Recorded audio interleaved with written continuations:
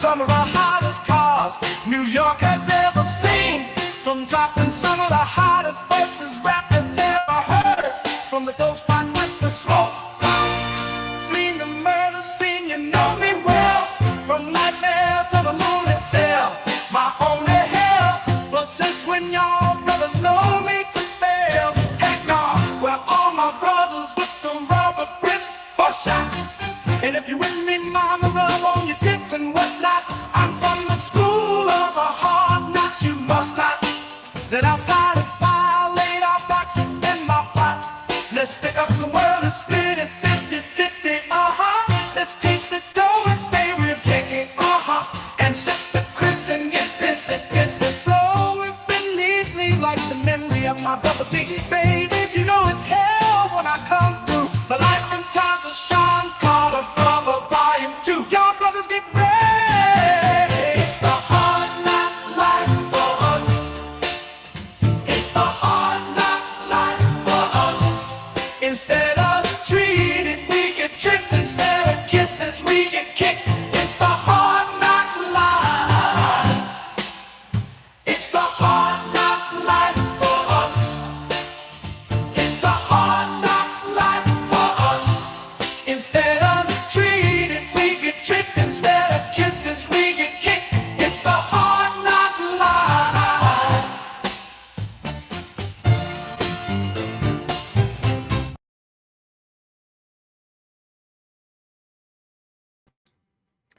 Hey guys, so glad to be back with you all. It's been about a month and a half since I've done a live show. It's not like how it was a couple years ago, right? Doing a live show every single day for over a year straight. But whatever the case be, I'm so glad to be here with you guys because this community rocks and there's other communities that also rock. So I just kindly ask you to smash that like. If you're tuning into the live show, one of the benefits of the live show is there is no commercials. I know a lot of people I'm networked with, no knock on them, they have commercials as the live show is going. I don't do that, but it is what it is. So when there's a replay, there is, of course, commercials. But whatever the case be, I'm so glad to be with you guys. I got a lot of juicy news to get into, tons of alpha from Smoke. I have a little bit from myself. And, you know, I just want to give recognition to, of course, people that I'm networked with and so on. And you guys will clearly see who those people are. Been really working hard with the content. I used to work 3 jobs 7 days a week because this channel finally scaled up after all the hard work since 2021. I was able to quit 1 of the 3 jobs. How cool is that? So I still work about 6 to 7 days a week, but instead of 3 jobs 7 days a week, it's 2 jobs 6 to 7 days a week. So I'm working on the whole thing of scaling it, you know, scaling it up, scaling it down, where you want to call it. So I want to recognize you guys in the comments, and let's check you out. All right, so first comment of the day comes from Jason Brandriff. Woohoo, 2 more minutes. Hey, thanks for being here, man. I appreciate you. Johnny Tiny Crypto. I want to welcome all the people I didn't see before. I think I've seen you before, of course.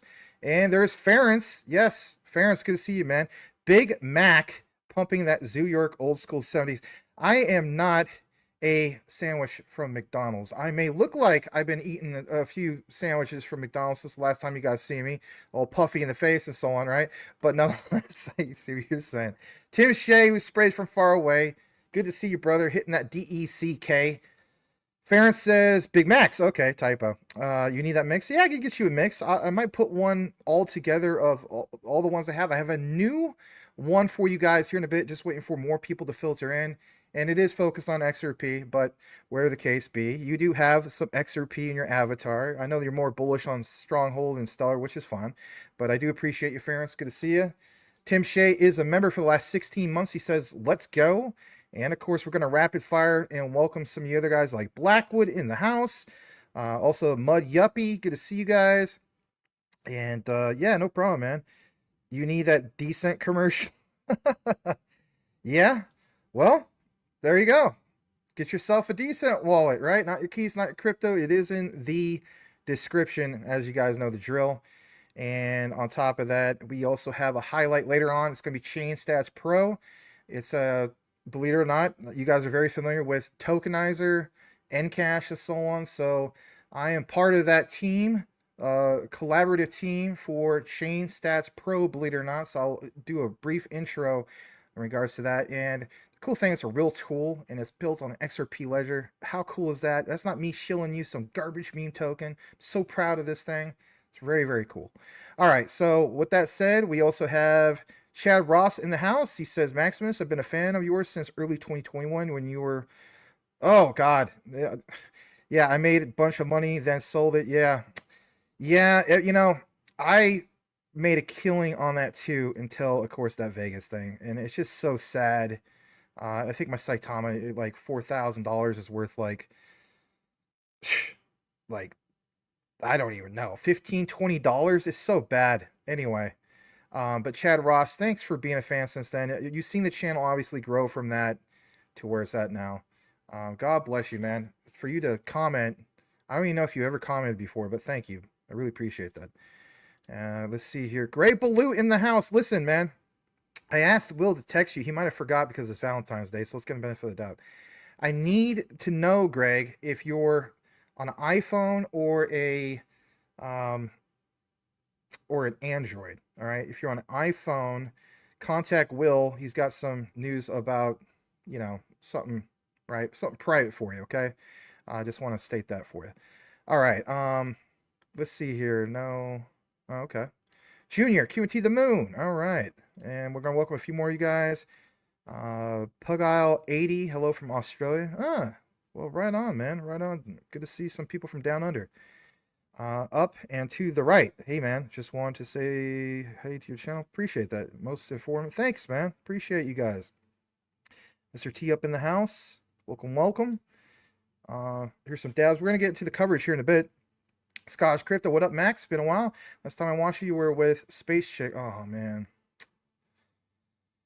Yeah, you know, really, really miss Elizabeth, to be honest. I really consider her a good friend, and I'll be honest, I really miss her dearly.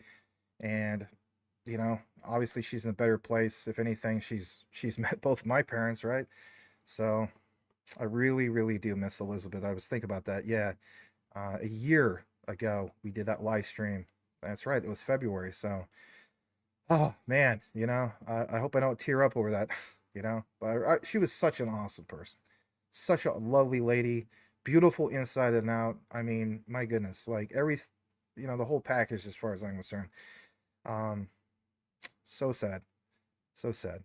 But, I think if we had a taste of heaven, we wouldn't even think about coming back for all this generational wealth. But we're here, so let's try to get it together, right?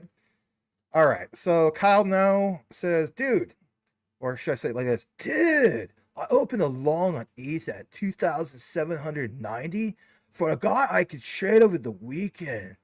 I'm neither going to or he right or wrecked. All right. Well, welcome nonetheless. Like your beard, looks pretty cool. There's so many comments, and I appreciate you guys. I'm not gonna be able to read them all, but I will fast track with this. I want to welcome Joseph. Welcome, welcome. I appreciate that. Always good to see you, Greg. You've been so active. You're more than appreciated, man. On Will Fix's channel, mine, even on Shanning's, and that's so awesome of you. Yeah, I mean it's Space Chick. Yeah, absolutely. All right, let's see here. Let's read a few more comments. Mud Yuppie, thanks you for being here. Stump Rider, familiar faces. All right, I'll just read this last one or two more, right? You guys rock. Love your content since I joined 3 months ago. Thanks. You are so cool for that, Spikes, GM Classics. You know, if you got, I don't know if it's a channel about I guess General Motors Classics. You guys check out his channel. You know, I love classic cars. The classic cars that I love, because I am 43, I'll be 44 in May. Those are technically now vintage vehicles. So maybe you rename your channel to Vintage Classics. You know what I mean. Cindy, welcome, welcome. Yeah, that was last August technically, but she was, we would do collaborations and we would talk and, even after the shows, just friends talking and stuff. Very, very missed person. All right. Well, I appreciate you guys. Listen, let's, jump into this. There's a lot of XRP coverage. Okay, how should I say this? There's a lot of XRP coverage. You gotta keep in mind, I'm a little rusty on the live. I haven't done a live in a while. But Lots of XRP news. We have a key discovery for Quant. As you guys know, I've been doing these collaborations with Channing. I've been doing a lot of collaborations with Will. So a lot of XRP to get into. That's new. And on top of that, we're talking real fresh stuff, right? Smoke has been putting out a lot of material. I'm going to get into that. We have some Quant. Now, a key discovery in regards to Quant and Jasmy. I'm going to give a shout out to Jeremy Prine in our community. God bless that brother. He shares a lot of great intel with me. We obviously talk about Jesus and stuff, which is awesome. My Lord and personal Savior. But what I was going to state is he tagged me in regards to what Hara mentioned. And I know a lot of you guys feel as though, well, could it be Quant? I'm just going to state, I don't know for sure. As we know, there's interoperability with a lot of things, but there's not full interoperability yet. Like, is this something that sits over everything, right? So we're going to talk about that. I have a new discovery. I'll give you a little hint. It's Fireblocks, and Fireblocks recently did something in Japan not that long ago that flew under the radar. So I think there's something solid there. So if that's the segment you're waiting for, obviously, stick around for it. Can't cover everything, at once. This will be WrestleMania, I'll be honest. We'll chop up some of this stuff later for the replay. But again, one of the benefits of tuning into the live is you don't get no commercials. So I do appreciate you guys in the community. So I just want to throw that out there. And it's all in order. So you see, XRP is first, Quant, Jasmy, and then a big discovery about Hedera HBAR with Department of Defense, I believe it is, or the military, from our brother Channing Hara. So what we're going to do real quick is just double check the other screen, make sure that we didn't miss anything. We didn't. And again, if you're a long-time regular, I've seen the statistics on the analytics. About 51% of you guys are subscribed, which is cool, but 49% of you aren't for whatever reason. Hey, I promise, you don't have to do the bell notification, but at least subscribe. Join our community, okay? So with that said, I want to highlight some key people that I am personally networked with that obviously I would appreciate you subscribing to, or at least take a look at their material and so on. So number one, help out my brother Channing. He is right on the cusp of being monetized, and he's been really, I've been helping him scale up his channel. Will Fix and Channing are my two proteges, okay? So let's highlight Channing first. And just in case you're not familiar with his channel, I want to share his channel with you. And it's going to come up on your screen just for a brief moment. And it's this one right here. This is Channing Harrell, aka King Channing. We do an X Space every Tuesday, unless work gets in the way. It's on X, formerly known as Twitter. And basically, that's at 3 p.m. Eastern, noon Pacific every Tuesday. So for some of you guys that, miss the live shows and you're like, man, Max hasn't done the YouTube thing in a while, as far as live, you can count on that X Space. I'm literally there all the time unless, work gets in the way and so on. So check it out. You can engage with community. We invite people to come up and speak, questions and comments. We provide deep dive research on that. And you get to, meet people in the QNT community. We also obviously cover things like XRP, for example, a little bit of HBAR as well, but usually it's QNT. So if that's your thing, check it out. Here's his channel. And again, give him a follow over on at King Channing. And he's, scaled up to 1.03K subs. I did this collaboration with him earlier, 7 hours ago. Holy cow, research confirmed. It is confirmed, guys. Oracle does select Quant. And then he did another video a day ago on his own take about Oracle, the golden age. And it's a solid video. Here he is. See how enthusiastic this brother is. Absolutely awesome guy. He loves the Lord. Channing's a very kind, awesome individual. Again, give him a follow. So we're going to rapid fire through this. Who else am I networked with that you need to follow? Well, obviously my brother in Christ, Will Fix, 26,400 subs. He's really, his channel went, overnight sensation, right? He went viral with that first video he did a long time ago, but he did this one recently, even with me. XRP can now earn a yield. My thumbnail is a little bit different, but nonetheless, follow him over at Will Fix. He could also be followed at Will Fix 7 on X. Check out some of his coverage. We're going to have more videos on the collaboration. See, there's one that was earlier today, 10 hours ago. And we're doing a lot of collaborations. So me and Will, also Channing and I, doing a lot of collaborations. All right. So next in line, excuse me, is my fellow local brother, Rue Black, which, by the way, we're going to get together finally and finally do a meetup. I promise that maybe we'll do a live, I don't know, but where the case be, it'll be nice to have dinner with Rue. He lives on the east side of the valley in the Phoenix area. Give him a follow on his channel. He's bringing you guys XCN Alpha. He's bringing you Swift Coin Alpha. He covers other things like I cover, like Jasmy and so on, but nonetheless, he does excellent coverage of especially Swift Coin, obviously the ISOs, and a lot of things with utility.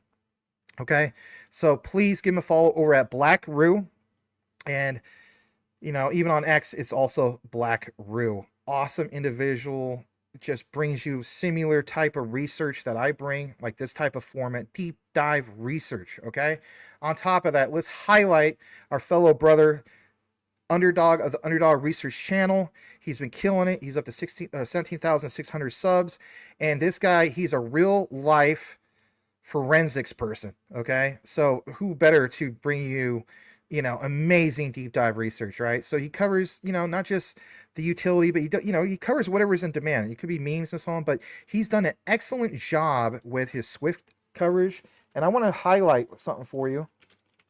So it's this right here. It's called the Billionaire Blueprint. Now, if you're into Swift Coin, I'm going to make you a request. You need to watch his Billionaire Blueprint. All these parts, you will have a thorough understanding of what the billionaires are truly doing in the Swift connection. Not just the whole thing of Drapers, right? We've been there and done that.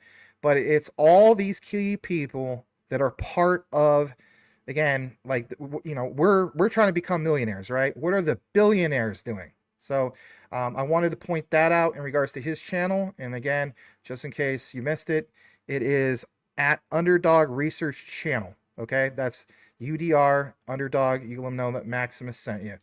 On top of that, we got a couple more.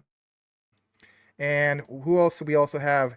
Hey man, another fellow brother in Christ, Crypto Future 99, Rob. Look at this. I'm so proud of this guy, man. 11,200 subs. I remember when he was like around 4,600 or something, and his channel blew up. Why did it blow up? Because of XCN. He covers XCN, and I think he'd been covering it since 307 or 308. Like his channel minted millionaires. How awesome is that? I'm so proud of Rob. I'm so glad to see that he's taken off. And it makes me happy to see our fellow brothers, having this type of success. So, these guys are dropping you guys gems. They believe in the projects that they cover. And of course, he has like a private Patreon, and cover other gems and so on, but he covers a lot of Jasmy and XCN, so that's very cool. I missed the boat on XCN. I am a victim of my own schedule. I can't cover everything, but it is what it is. I'm obviously rooting for you guys and your success with XCN, but there's things I cover that they don't, which is like Clearpool, and I've had a lot of success with Clearpool, right? Did over a 25x on my last bag. My friend did a 50x on his last bag of Clearpool. So again, there's going to be things that I own that you guys don't own, and vice versa. All right, another shout out. This is the final one. It's Adam over at Vibra Finance. He's got 2,650 subs. He's still grown his channel. He covers a lot of things. Some of the things might be things that you don't like me talking about, like hex and so on, but that's okay. But he covers a lot of also blue chips like Ripple XRP, Stellar. His most popular video, believe it or not, is Stronghold, okay? And Sologenic and Corium and some of these other ones. So he's done excellent coverage with this. Let me see here, just to show you guys. You like a lot of that Stronghold coverage. Look at that, So this is Adam. Him and his, I believe it's his significant other, Lindsay. They cover a lot of things over at Vibra Finance. A great individual that will show you about that now money. We're into a lot of the long-term money. We'll show you about some of the now money. He will be featured here when we get back together on a schedule, and we'll be collaborating as well. So give these guys a follow. And again, this is at Vibra Finance. Okay, I'm gonna kick it back to the comments for just a brief moment and see what you guys have. I'm just making sure I didn't skip anything. I do see a few super chats came through, so I definitely want to honor that. And I want to give so much thanks to, man, a lot of you guys, man. You guys freaking rock.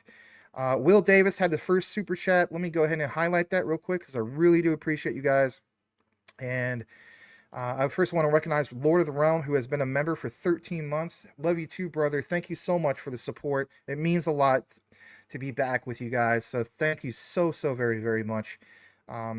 Again, you know, and I thought that was Shredder. Maybe it is, but I was a huge fan of the Teenage Mutant Ninja Turtles back in the 80s, at least. So, all right, let's jump into it. Will Davis, $25 super chat. Max, thank you for your channel. It's the best. Thank you so much. And again, I don't consider myself the best. I try to stay humble about it. I think there's a lot of what a lot of these guys bring. You know, I'll even give an honorable shout out to Mine Crypto. You know, go follow Mine, especially if you're in the QNT. Why? He shows you on-chain movement, what's going on, and so on. We're going to talk a little bit more about that when we get to the ChainStats Pro segment of the night. But whatever the case be, I want you guys to understand that, like, yeah, I do deep dive research and so on, but everybody brings a little bit to the table in their own specific way. So I really do appreciate the compliment. Thank you. I mean, obviously I love the channel too, but thank you, Will. Very, very, you know, thankful for that. Even though it's not super chat, I want to welcome you, Libby. Thank you very much. Love the music choices. You got soul. Thanks. You're going to see another one that's pretty cool. I do try to keep the, you know, the language to a minimum, but sometimes there's some ones that it's got a little bit in there. You know, we're all adults here for the most part. So, but anyway, Libby, welcome. Chad, welcome. Stump Rider, you rock, brother. Max, you have, hold on, you all have been rocking the videos. Thanks for all you do. This goes out to all the people who provide you material. Thanks, Channing. Well, hey, thank you so much. Yes, other people in the space, you know, Smoke, aka Smoke Dog. There's Tokenizer. I'm networked with Tokenizer, obviously, because of ChainStats. And that, again, that project's built on an XRPL, guys. It's a real utility. It's a real tool. I will show you that a little bit later. In the future, we may do an AMA, but again, you know, the key thing is I'm not like shilling it every day or anything like that. And it just feels awesome to be able to be proud to be networked with these guys. These guys are part of real research, you know, real utility research. So they got, you know, I mean, come on, you guys are familiar with Nick for the most part and Cash Official. I'm honored to be networked with guys like that through ChainStats, obviously. So no, I have not talked to Nick personally or anything like that, but I mean, on Telegram, he's part of the team, and I was very humbled to see, you know, where I was back in 2021, where I'm at now with some of this. So God is so good. You know, the Lord Jesus is amazing. So anyway, yes, thank you, Stump Rider, for that. Really, really appreciate that. I do agree, Esco. Root is that dude. And on top of that, Ference, thank you, brother, for being so active in this space, sharing my stuff on X.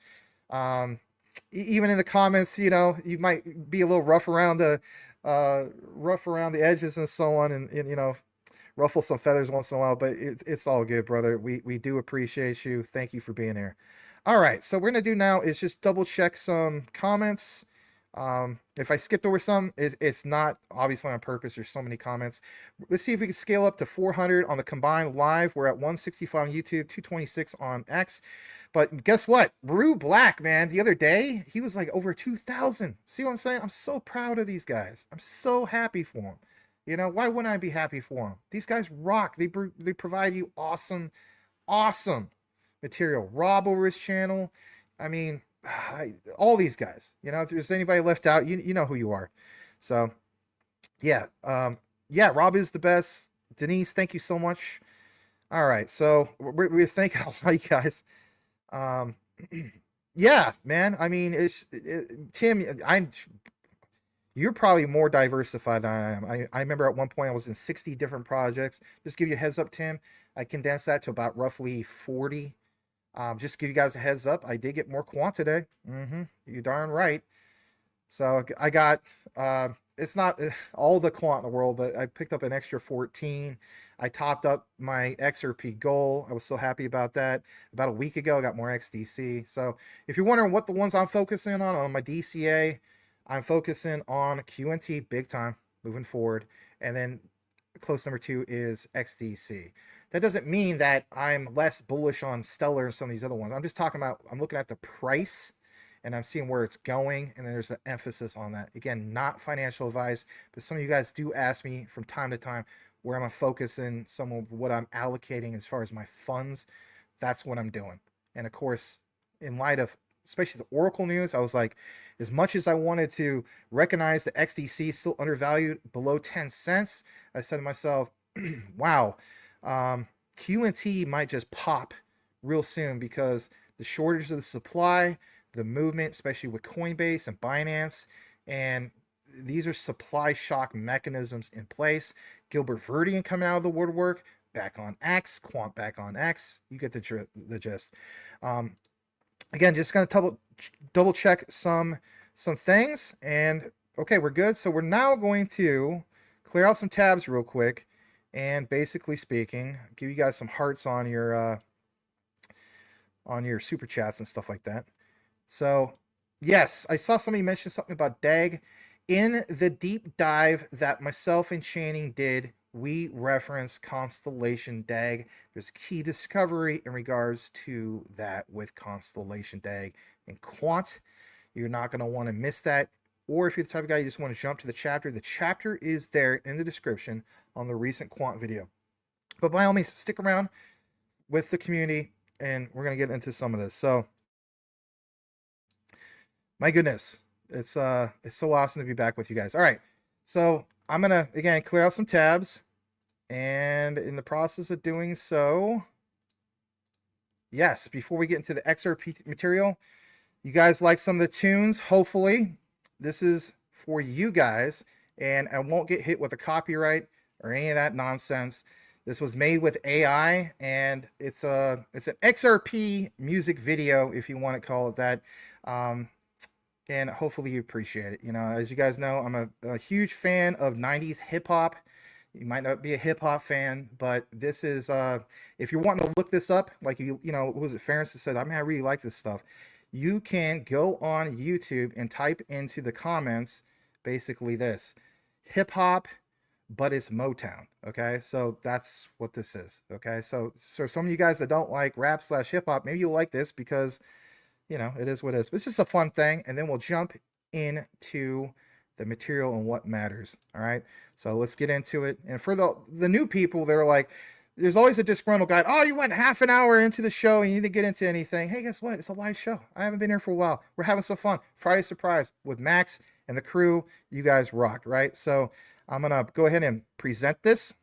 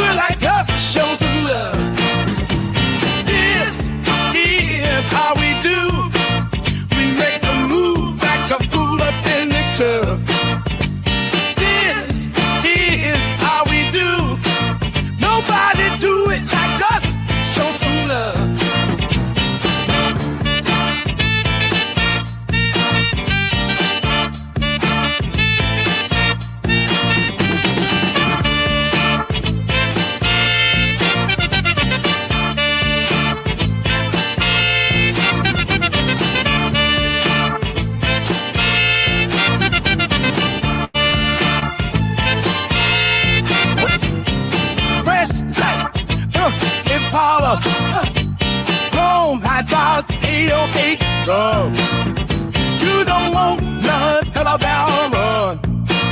When trouble hits, I pop that trunk. Trouble's here, watch how it comes.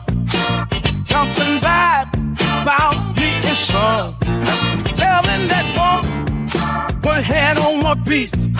I was flipping goods with Master D. Say, pass that by. Deal the girls just wanna feel alive. Broken run, got green by a ton. Jamming with my hand up her dress like, I make a move, get my haze in my lungs. Who in the front if you plan to stunt? Oh, this is how we do. We make a move like the food up in the club. This is how we do. Nobody do it like us. Show some love. This is how we do. We make a move like the fool up in the club. This is how we do. Nobody do it like us. Show some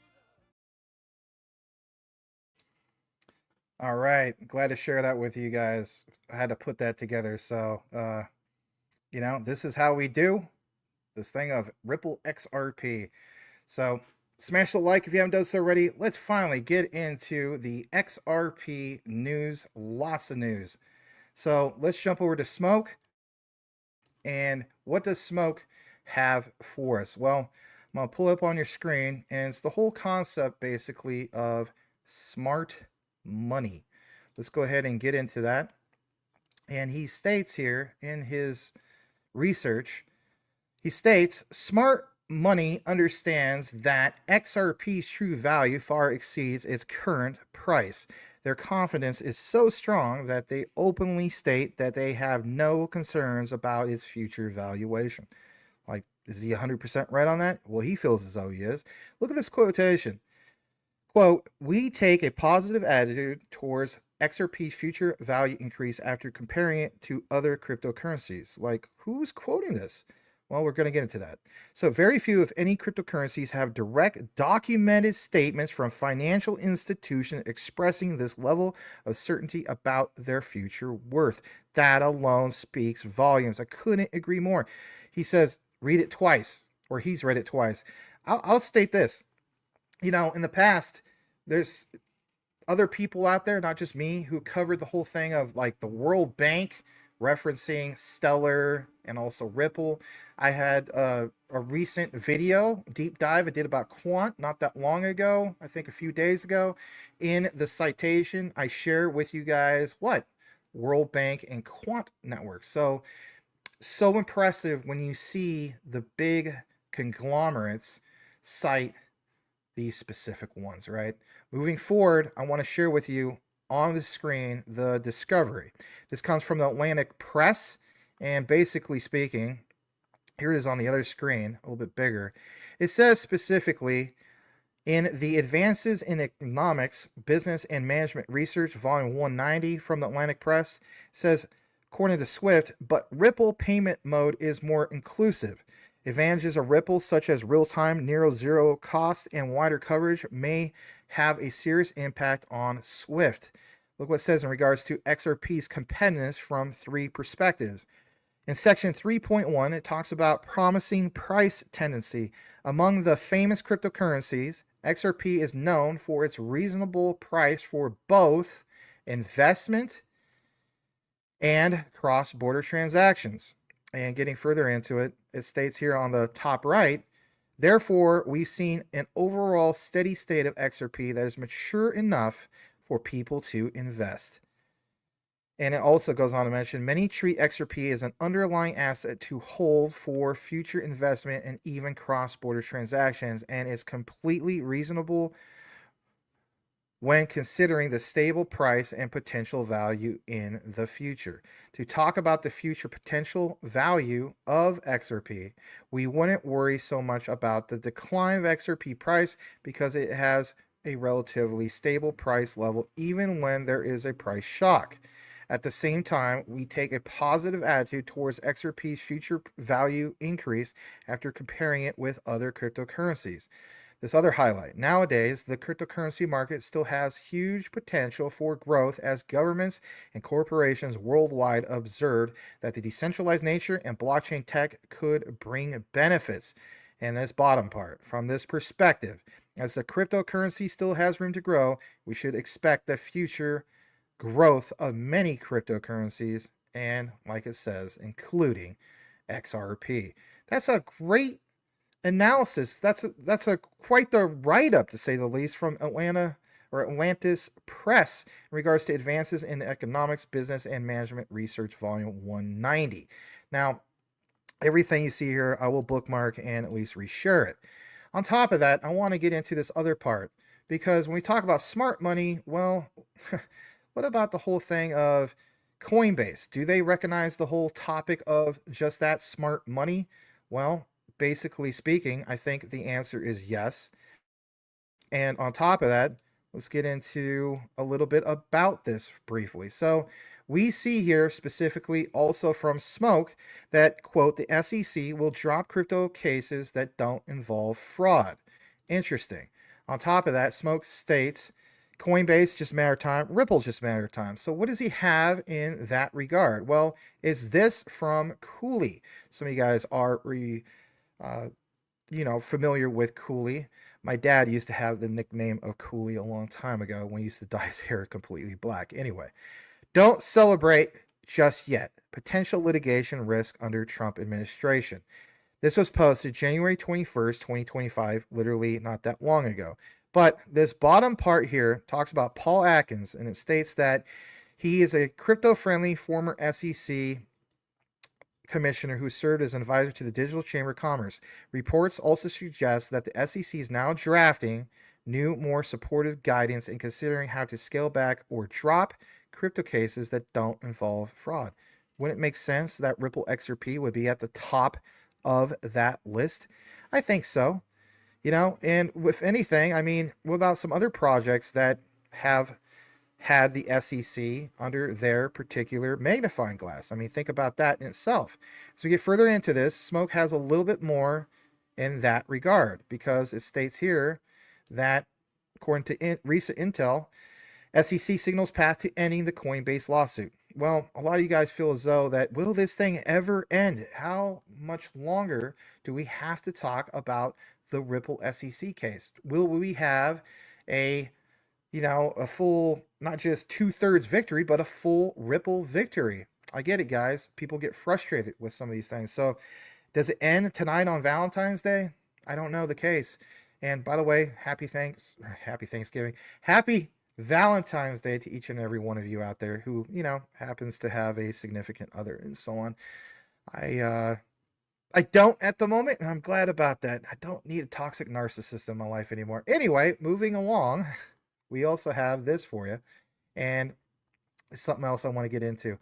It's the whole thing from Smoke in regards to Citi and the connection, obviously, with Ripple XRP. Now, disclaimer real quick. We know that when it comes to Ripple XRP, well, they were a participant in the United States Regulated Settlement Network, the RSN. We understand the Quant connection with the RLN, but yes, Citi was one of the main hosts of the recent RSN. Check out what Smoke has for you guys here. He goes into detail about this, and he goes on to mention this specifically. Citi with the handshake with XRP. How? Well, as you zoom in, we see here from a thing called Citi GPS, it talks about Bank of the Future. And I'll zoom in a little bit more for you guys can see this. So as we see here, it talks about specifically this, and it says limitations. It says escrow is designed as a feature to enable the XRP ledger to be used in the interledger protocol. I do apologize for it being blurry. This was taken from a screenshot from a person's phone. But yes, ledger to be used is the interledger protocol. Now, when we connect that, it goes to the top right over here, and it goes on to mention that the interledger protocol, ILP, solves interoperability and could ultimately lead to building an entire network of trust and facilitate peer-to-peer payments. ILP could help reduce settlement times and facilitate low value payments. Now, of course, that was from a while back, but again, source Ripple Labs. Why would Citi source Ripple Labs? Well, think about it. Again, don't overthink about it. So when we get further down to the whole thing of the bank of the future and how the ABCs of digital disruption is in finance, again, the highlights, everybody. Escrow only works with XRP, not tokens. That's incredibly interesting, and what a key find to see the citation from Citi and connecting it over to what you see here with, let's face it, the blurry illustrations. But whatever the case be, XRP in the middle, and also in figure 99, Ripple RTXP protocol for real-time value exchange. So great discovery from Smoke. Glad to share that with you guys. I'm just going to zoom back a little bit further in. That way it's not messing up my outline. As we pull up more information from our brother Smoke, understand that 9 hours ago, here's why we do these deep dives. Just in, Citi, the third biggest U.S. bank by assets, is considering expanding into cryptocurrency custody management. I mean, is this perfect timing or what? At the end of the day, we can connect things. Smoke does it probably better than anybody in that regard. When we get further into it, why is Citi considering crypto custody? Think about it. We already done the test pilots about this of what should be referenced with these pilot programs. You know, again, that was the whole thing of understanding the RLN and what they were trying to solve. As we get also further into this, let's pull up this also from Smoke breaking February 2025, Crypto.com, the evolution of institutional crypto market. Now think about this for a moment, everybody. When you see some of this, it makes you wonder who would be the main exchange that would really take off. And I think, if anything, a lot of us are sleeping on Crypto.com's CRO. Now, I will state this. I'll come back in the frame. I don't know if you're new to the channel. If you are, I welcome you. Really, I do. Back in 2021, CRO, as in the Crypto.com native coin, well, Kronos CRO was my third top performer. If you know the history of my journey, back in 2021, I turned 8K into 88K with Shiba Inu. I turned a $300 investment into Dogecoin into a little over 24K, give or take. And on top of that, Crow was my third top performer. $1,700 into a little over 10K. And yes, I went with my gut and I cashed that out. And I'm so glad that I did, because if anything, what happened in 2022? Well, start of that crypto winter. So whatever the case be, will Crypto.com CRO have another huge bull run going forward, new all-time highs? I think the answer is yes. You know, say what you want, the main guy, the head honcho of Crypto.com, I think his name is, was it Marszalek? Yeah, Chris Marszalek stated, if I got his name wrong, so many names to remember, right? But Chris stated a while back that, you know, when we talk about tokenized stocks, you know, he shared this in a tweet. He stated, or shared the whole thing of Larry Fink about tokenization of stocks and securities and real world assets and so on. You know, say what you want. There's something to be said about that. Are you sleeping on Crow as well? I think a lot of people are sleeping on Crow, but nonetheless, jump back into this, because it's not just about Crow. So what we have here, again, is the whole thing of institutional crypto market from liquidity to global adoption. Presentation confirms that XRP ETF approval in 2025 will in fact drive institutional adoption and interest. The ETF is a major step. And think about ETF. What about like the ones that Will and I have been covering? You know, 11 or 14 ETFs, give or take. I mean, say what you want. Every time there's an ETF, you will see a certain amount of XRP get locked up. I do agree with Will, I'll come back, that the real true supply of XRP is a little under 6 billion. And again, watch some of his deep dives where he comes up with some of those figures. He has a lot to back that up. All right, getting more into this, again, from the Crypto.com citation. The evolution of institutional crypto market from liquidity to global adoption. Again, February 2025, Smart Summit, Rio de Janeiro. Okay, interesting. Well, even on the next particular slide, institutions behind the ETS, well, there's a few, but looking ahead in 2025, the potential approval of ETS for both Solana and XRP is likely to further drive institutional interest and, of course, adoption. You have the whole thing of what you see in regards to BTC and ETH, but there definitely is a lot of demand here, right? That's where it's at in anything. It doesn't matter stocks, crypto, and so on. It's all about supply and demand moving forward. Now, before we kick it into the next bit of coverage, I want to reference this. Smoke is right. He states here from this retweet from XRPMW, and this is where he says, where there is smoke, there is fire, right? It's because Smoke basically mentions that financial institutions are no longer doing what? Waiting on the sidelines. Smoke goes on to mention that it's imperative for action. Financial institutions believe that they can't afford to wait on the sidelines. So before we get into the next part of the coverage, that is where we will enter into the segue segment of QNT. So glad to bring you guys to this quick Ripple XRP coverage. It was a lot of boom, boom, bang, bang. But let's face it, it's Valentine's Day. There's going to be a lot of boom, boom, bang, bang, right? Hopefully, you know, anyway, I wasn't trying to be bad with that. But if you're married, there's nothing wrong with some boom, boom, bang, bang. All right. With that said, let's kick it back into the comments. I do appreciate you guys. And let's see what you guys have. I see my brother, Mr. Elon Muff, Michael Cornwell, is in the house for the, you know, the Sheezy, what do you guys call it? And we got some more super chats that came through, which you guys rock. So thank you, Denise. I'm glad you love what I do. What we do. We really do appreciate guys. For Fishing with Camo is in the house. Spikes, GM Classes. Subscribe to me, Will Channing. Great content. I really appreciate it. I'm reading the other screen, so I'm not necessarily highlighting all this. Let's see here.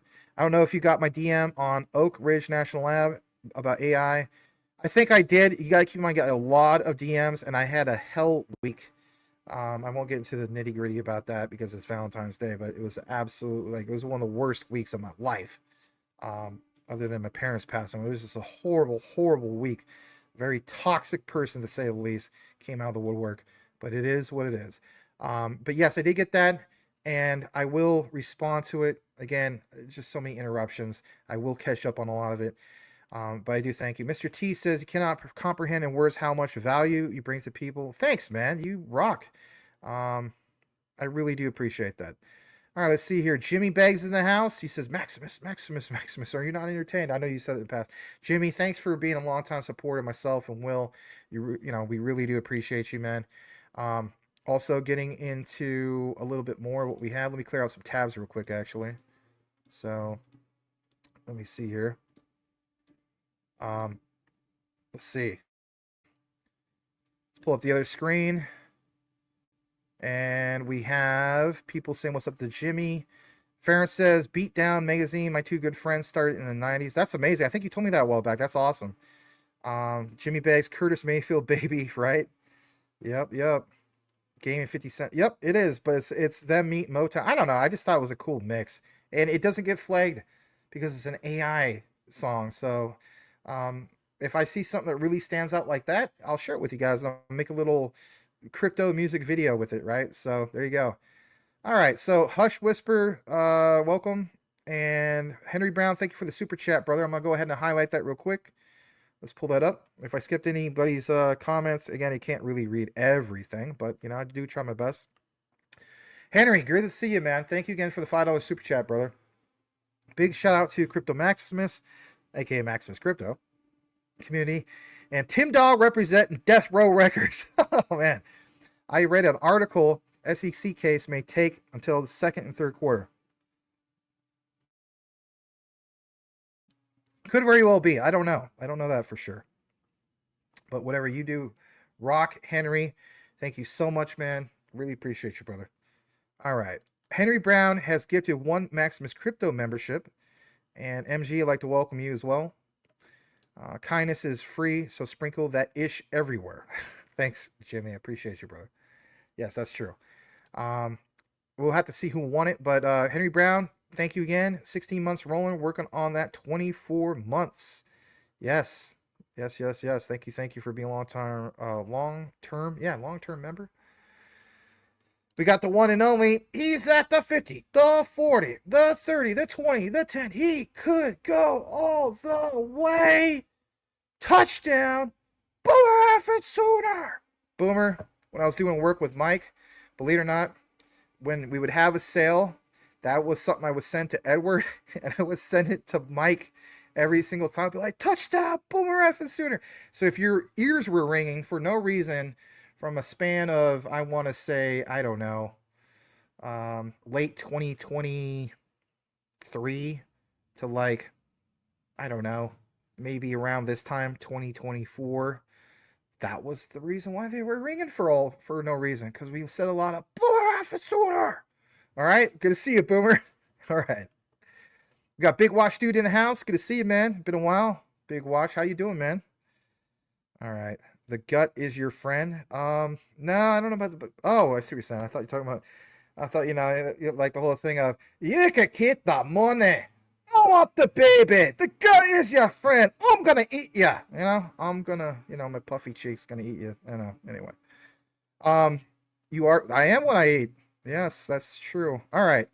Elon Musk, Mike Cornwell with the best avatar all of crypto, and I'm telling you, Mike. Hopefully that's your gamer name. I know that you're a big fan of the the latest Call of Duty games and so on. I'm more of the old school, like give me a bold action Car 98K or Mosin Nagant, and I'll do my thing. But anyway, Elon says, as a Mike Cornwell, he states he was reading that only around 3 billion XRP is even available to retail. Exactly. So this pounds home everything Will Fix was talking about. The rest of it is held by institutions or locked up. Sorry, that's exactly what Will was talking about over the course of, I don't know, like like a month. Sorry, I gotta spray some WD-40 into my my chair apparently. So anyway, but yeah, you're right, Mike. You're absolutely right. Will was stating that it's a little under 6 billion XRP. And now combine that with the whole thing of the ETS. I think we did it in our video. Some of these videos will air tomorrow. We've been killing it. We're trying to stay ahead of it because it's cool. We did a funny thing. I'm going to give you guys a heads up. I don't know if you guys remember it with my old partner. We're not going to mention his name. But remember that whole thing I did with the fedora? You know what I mean? And I was like, man, big Alphonse Capone, kappa man. So I busted out my airsoft Tommy gun, and I spray painted the tip so it doesn't have that stupid, orange fluorescent nonsense on it. By the way, Will has a real Tommy gun. You know what? I'm going to show you guys this. Why not? This is something fun, and we'll kick it into the next part. Over Thanksgiving, all right? I don't normally do this, but I want to share this with you guys. I think Will or Mike, you've seen this. So, it's... I can't share it because that's right. We get flagged on the stupid firearms thing. All right, whatever. But anyway, there's another video coming out, and I got the fedora and whatnot. So anyway, it's cool stuff. I'll have to research if it's okay to share that. It's a private one, but you already seen it anyway. Anyway, it's good stuff. I shoot a Tommy gun. I shoot an M1 Garand, which shoots a 30-06. I also shoot a Smith & Wesson 45, and that was fun. It wasn't a Colt 45, not model 1911. It was the Smith & Wesson version. That was pretty cool. Just like Sonny Crockett's pistol from Miami Vice. It was fun, It's you're way out there in the country. Yeah, it's fun stuff. It's fun. It's me. Some of you guys are anti-gun, but if you ever shot guns, they're so fun to shoot. So fun. Anyway, I got a clay pigeon thrower. I'm telling you flat out, if you want to hit 28 out of 30 clay pigeons, you get yourself number 8 load, okay, for 12 gauge, okay, number 8. That's the best pattern for dove, okay? I know we're getting a little sidetracked. That's the best pattern for dove, and that's the best pattern for knocking down those clay pigeons left and right. I'm telling you flat out, last time I went out, I hadn't gone in a long time. I had 28 out of 30, okay? For real. But it was with number 8 shot, and That was with my dad last time, but he's in heaven, and I love him. I miss him so much. So anyway, JC the man, good to see you, my little friend. I should call you little friend. You've been growing like crazy, like a weed, and good to see you, JC. If you're a gamer or whatnot, give JC a follow over on his channel. On top of that, we got Mr. Kenneth Robinson in the house. Good to see you, Kenneth. I really appreciate you coming on the videos, so thank you for that. And you know, I answered some of your questions. You did have some questions. I did respond to some of that, so thank you for that. On top of that, we have Raymond says best is yet to come. Yes, I agree with that. All right, so XRP DeFi guy equals generational wealth, right? Yes. Yeah, absolutely. We were very convicted with the research. It's not just being like, oh, we're going to close our eyes and everything's going to be fine. It's just being, you know, in conviction of that and so on. So, but in reality, it's the ISOs. You know, I think if anything, IOTA is really slept on. I know I didn't get more IOTA today, but I do think that's one I do need to get more of personally, not financial advice. All right. Nova Crypto says, Maximus, you rock. I mentioned you in GMC chat today. Hey, thanks, Nova Crypto. That means a lot. I want to give a shout out to this lady, April Cornwell. She says, hey, Max and friends. Good to see you, April. You know, happy Valentine's Day to you and your husband, Michael. We're all good friends, and I hope that, you know, if you want to share whatever you had. I don't know, you guys really into seafood, so I'm glad you guys are back to enjoy us or join us on the program. All right, so Ference mentions it was a dope mix. Yeah, thank you. Well, you know, I can't take credit for the music. Okay, so that's on an AI channel that I found, so I can't take credit on that. I don't think that's right, but I can't take credit with piecing it together and, you know, doing the visuals and stuff like that. And then the other B-rolls and stuff like that. But as far as the actual music, I can't take credit on that, but I do appreciate it. At least I have a talent of finding the good stuff, but I can't say, hey, guess what? I made the actual music, because if that was the case, I'll just do that left and right, because that would be amazing, right? All right. Yo, Max. Yeah, well, thanks. But again, that disclaimer, okay? So anyway. All right. Umar Khan, despite massive news, QNT is dead. What's up with that, bro? You really think it's dead? Well, I bought 14 more Quant today. I don't think it's dead. The Oracle news is big. You know, some people are like, oh, this big news, nothing is happening. It's just, I guess everybody just wants to get rich quick because they're spoiled with meme coins. You know, that's my key takeaway. But it's going to do its thing. It absolutely will do its thing. I wouldn't waste my time with Quant and the, you know, the research and whatnot if I didn't think it was going to do anything. I literally look at it as, you know, okay, so like you're in a giant castle temple with many doors and dungeon gates and so on. They're all closed. And, you know, you're in these dungeon rooms, if you will, and everything's completely dry, right? You're walking around, all these locked doors completely dry. And then something happens all of a sudden, you know? You hear like a trumpet in the background. That trumpet is, you know, regulatory clarity. And then all of a sudden, all the gates lift up and all this water, called liquidity if you want to call it, open up from every gate of all over the castle. And that castle has 1,000 rooms or more. And think about it. One of the major gates is the Oracle gate. Another major gate is the Google gate or the BlackRock gate. How do we know that? Simba and so on. But I mean, I get it. People get frustrated. It's a long-term investment. You know, some of these things, whether it's Ripple XRP, Stellar, Quant, I don't know if I ever really truly sell them. And this is why I'm diversified to other things, because I will sell some of these other particular ones. No, I'm not talking about Jasmy. I already added it up. Not counting the ISOs in Jasmy, I think by this time next year, I'm already a millionaire. But that's me. You know, I understand there's a lot of new people in this space, and, you know, take advantage of the sales. If the whole market is bloody, if you've already done the research, guess what? Then live by that research. Stick to your gut. Stick to your convictions of why you DCA'd and some of the stuff. Understand universal standards. You know, we're not just talking about a socket. We're talking about Web3 moving forward.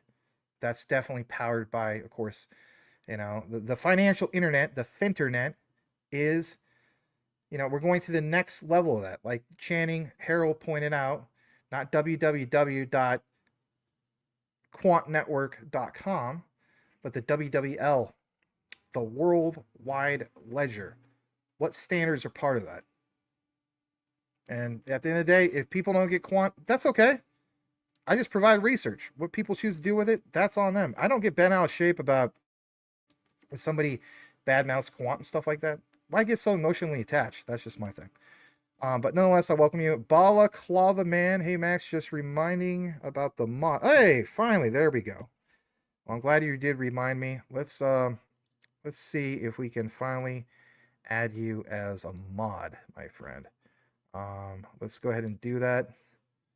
And let's see about that. So, Mr. Balaclava Man, we'll put you as a managing moderator. Mr. Balaclava Man, Bali me banana.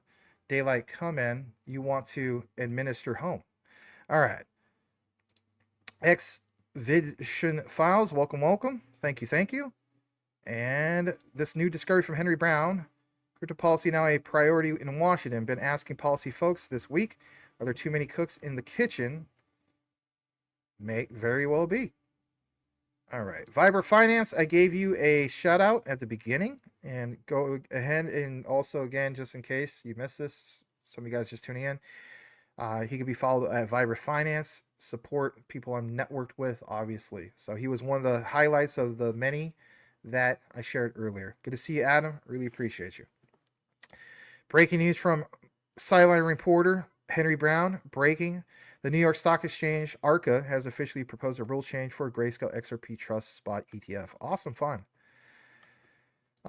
Big watch, dude. Only 3 billion left. It's really going to be a flip the switch moment once people realize that. Start rating the exchanges looking for scraps. That's a good point. Very good point, Big Watch.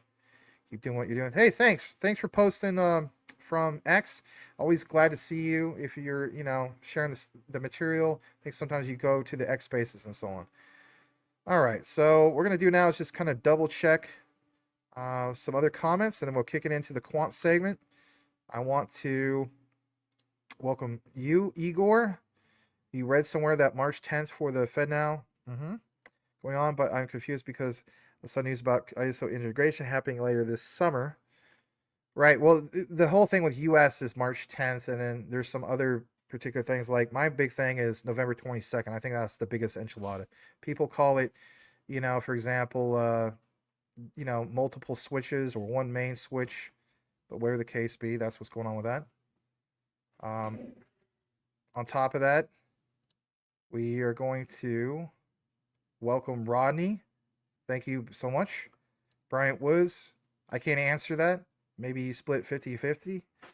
And hold on a second. Let's go further down. Thanks, Max. I love your research. Yeah, you're very welcome. Give me just a second. I know there's some background noise, but give me just a moment. All right.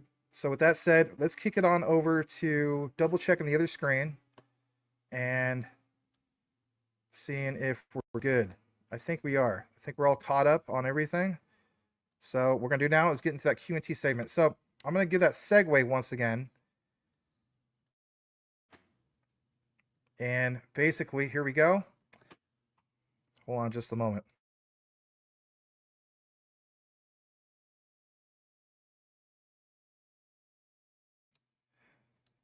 All right, so guys, we're going to kick it over to the QNT segment. Let's go ahead and pull this up. And this is straight from Sebastian. Why is this important? Well, I want to share this with you. According to Sebastian, it's the key discovery of what you see in regards to the QNT supply. So what you see right here is QNT supply alert. Only 8.85% of total supply is, in fact, left on exchanges. I will state that again. Only 8.85% of total supply is left on exchanges. Is supply shock, imminent? I think it is. I absolutely think it is. And Sebastian goes on to mention the total exchange supply dropped even further. And before we get further into this, please give Sebastian a follow. He's over at SEBAS P49 474 734. He is the host of our weekly X Spaces that are every Tuesday at 3 p.m. Eastern, noon Pacific. He is, in fact, the true host of these X Spaces. All right, getting further into it, I want to share with you guys that he goes on to mention, as in Sebastian, the total exchange supply dropped even further from 1.326 million tokens 9 days ago to 1.317 million today, signaling another new low. Spot is also approaching the 200K mark again, and he's beginning to think the supply shock will be biblical. He says act accordingly. All right, so what is he referencing here? Well, what you see here, I'm going to pull up on the other screen. Well, look at this. I mean, you know, at the end of the day, I mean, we could all read this for the most part. I'll zoom out just a tad bit. Okay, so this is from Crypto Quant, and you see, you know, we're at roughly at 91. I think that's what I paid for it today, right? So zooming out, you see this, and then on top of that, you know, again, this is represented on exchange reserve. That's in the purple, and of course, you see the price in US dollars in the black. All right, so going into the next part of the chart, again, exchange reserves, and you see it kind of plain as day. I don't really need to zoom in anymore in that regard. So as we get, again, further into it, another posting from February 5th, supply alert, total exchange supply keeps dropping. And in regards to spot exchange reserves, we'll hover around the 200K mark. That seems steady, at least for a while now, but we can now see fast drops in the derivative exchange reserves as we speak. Since the 6th of January, the derivative total dropped by about 240,000 tokens, which aligns reasonably well with the huge transactions. I mean, think about those huge transactions. And that took place, of course, on Coinbase and Coinbase Prime. Channing and I pointed out with some of our recent videos. And again, let it sink in. Just a reminder, you know, look at this and look at this. So that's all there, and you can verify that for yourself if you choose to do so. So great key discovery from the one and only Sebastian. Now, with that said, I want to introduce something to you. This is called ChainStats Pro. Why is that important? Well, this project is built on the XRPL. Now, this is not me, you know, shilling you some garbage meme token. No way. This has solid utility. You guys know me. I would not go on a limb to share something like this unless I too found it to be solid. I already done my own, you know, research in regards to it. For one, Tokenizer is a very trusted brother in this space. Provides some of the most excellent deep dive coverage. Encash, you guys are obviously very familiar with Nick, right? He's also part of this and so on. So it's ChainStats, and of course the premium version is called ChainStats Pro. The reason why I'm sharing this with you, and not exactly doing it like every day, is because I want you guys to understand that you can stay ahead of the curve. And what I mean by that is you can see what's going on in real time and stay ahead of the game, if you will, instead of like waiting for a report, whether it's from me, Maximus Crypto, or Will Fix, or, you know, people are real good with charts like Rob or Fiber Finance and so on. You can just get it right now in real time, right? So what am I talking about in regards to, you know, staying ahead of, like, you know, is Coinbase moving a lot? Oh, are they doing that right now? Can you see that? Yeah, you can see stuff like that literally right now in real time. And you can follow a specific exchange in real time as it's happening. Let me show you what I'm talking about, because we gave you these examples from Sebastian. So I'm going to pull this up. And basically, like it shows right here, it's called ChainStats.pro. Now, this is, of course, the live chart. And again, I have a premium version because I'm part of the team. So I'm not a developer, of course. I'm just a guy who thinks this is solid. So on the top left, the reason why I'm sharing this with you is this is representative of, or represented, I should say, of what's going on with the KuCoin exchange with QNT and the Tether pairing. Now, it kind of seems kind of, you know, straight line across the board, right? But what's interesting is when you go to on-chain stats, on the bottom right, well, look what it says in regards to specifically QNT. You see on the buys, it's a little bit to the left, right? A little bit more recently on the left, okay? At least on the last 15 minutes. I have it on the 15 minutes. I could do the 1 day and all that, but I just want to do the last 15 minutes. So you see leaning more towards the left on the last 15 minutes. Not so much on the sells. Now, the overall sells says 2.5K QNT compared to 2.0K QNT. Even on the buys, you see a little bit more buy volume. And then on sellers, well, currently speaking, at least the last 15 minutes, you see a little bit more of lean towards the sellers, even though for the stats, it says 2.8K buyers. Now, check this out. There's a lot of mention about Coinbase. What I love about this tool is if you were to go over, and again, this is real utility here, right? This is an actual tool, okay? So people talk about utility. Yes, this is built on the XRPL for crying out loud. So what about QNT? And obviously, you know, Coinbase. Well, you see QNT and Tether, but you can do Coinbase, and I like doing QNT with the US dollar, okay? Forget paying for QNT with Ethereum, you know, so much FUD about, oh man, QNT and Tether, you know, I had to have a bunch of ETH on the side. No, you could purchase this with US dollars, okay? So what's going on with that specifically according to ChainStats.pro on this chart? Well, let's focus on the bottom right again. In the bottom right, you see specifically that on the buys, at least for the last 15 minutes, well, it's somewhat in the middle, but you have 12.6K QNT being bought. And on the buy volume, 1.2 million compared to sell, which is 1.3. So, I mean, it's still a little bit more of those sells. But on the buyers on the very bottom, you do at least see on the last 15 minutes, see that little white dot? It is more towards the left, okay? So, again, if Coinbase was to liquidate, think about this, you would see it being represented in real time here. And I think that's cool. And if anything, if you're more interested in this and so on, here it is. This is ChainStats.pro, where global markets connect. Join the traders and investors shaping tomorrow. Again, this is a project that Mr. Tokenizer got going, right? And again, built on the XRPL. How cool is that? So for one, I think they're working on getting a listing on CoinGecko and also CMC, CoinMarketCap. But just based off of BTC, it gives you some of the stuff that, you know, CoinMarketCap would give you, like Fear and Greed Index in real time, Bitcoin net flows and outflows, stablecoin net flows. But here's just a quick view, total net flows. And again, it gives you a lot of stats, but what about the chain stats? Well, the nice thing about the pro version is you can check out like what's going on with XRP.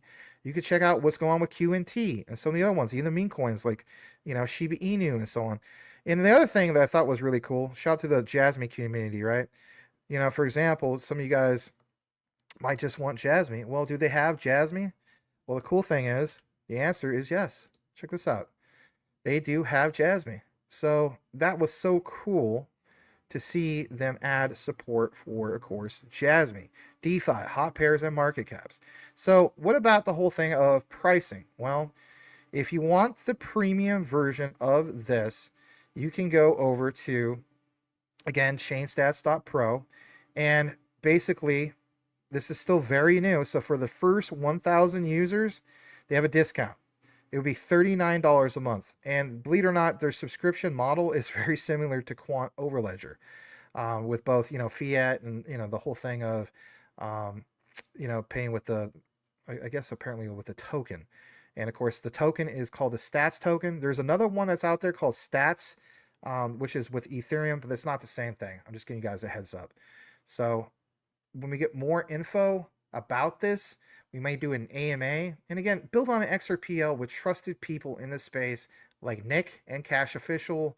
There's obviously Tokenizer, and there's some other people like myself that is sharing this with you. It won't be a case where every single day you see me and I'm trying to put this in front of you, but I do feel as though it's a very, very solid tool. Again, check it out if you choose to do so, because just like the outline, QNT, we do want to pay attention to what happens in real time with movement on Coinbase. I mean, is it really going to be supply shock and so on? I think, if anything, we're going to see that be an imminent thing that's going to happen sooner than later. Is March 10th the key date? Could very well be. All right, with that also said, we're going to end that particular segment in regards to supply, and we're going to jump into this next part of what we have. So, yes, the next part will be with regards to today's announcement from the Quant Network site to validate the research that we basically have already known for quite a while now, right?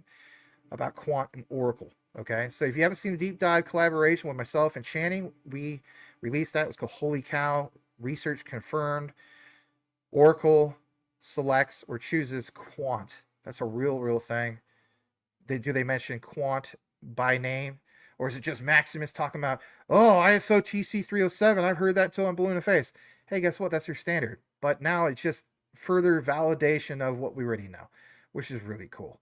But there is a key discovery in regards to Constellation DAG. You definitely want to see that. And again, it's in the video section.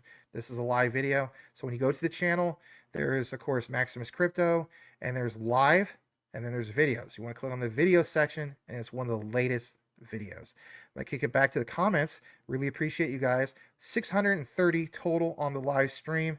The dual stream, I should say. 446 on X, 185 on YouTube. You guys rock being here on this special Valentine's Day,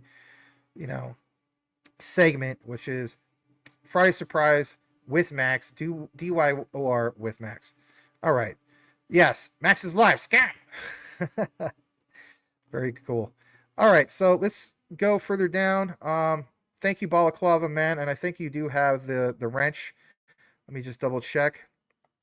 Yep, I see it, and I gave you one of the top moderator things because I know that you said you would help me out with the recorded videos and help clear out the spammers.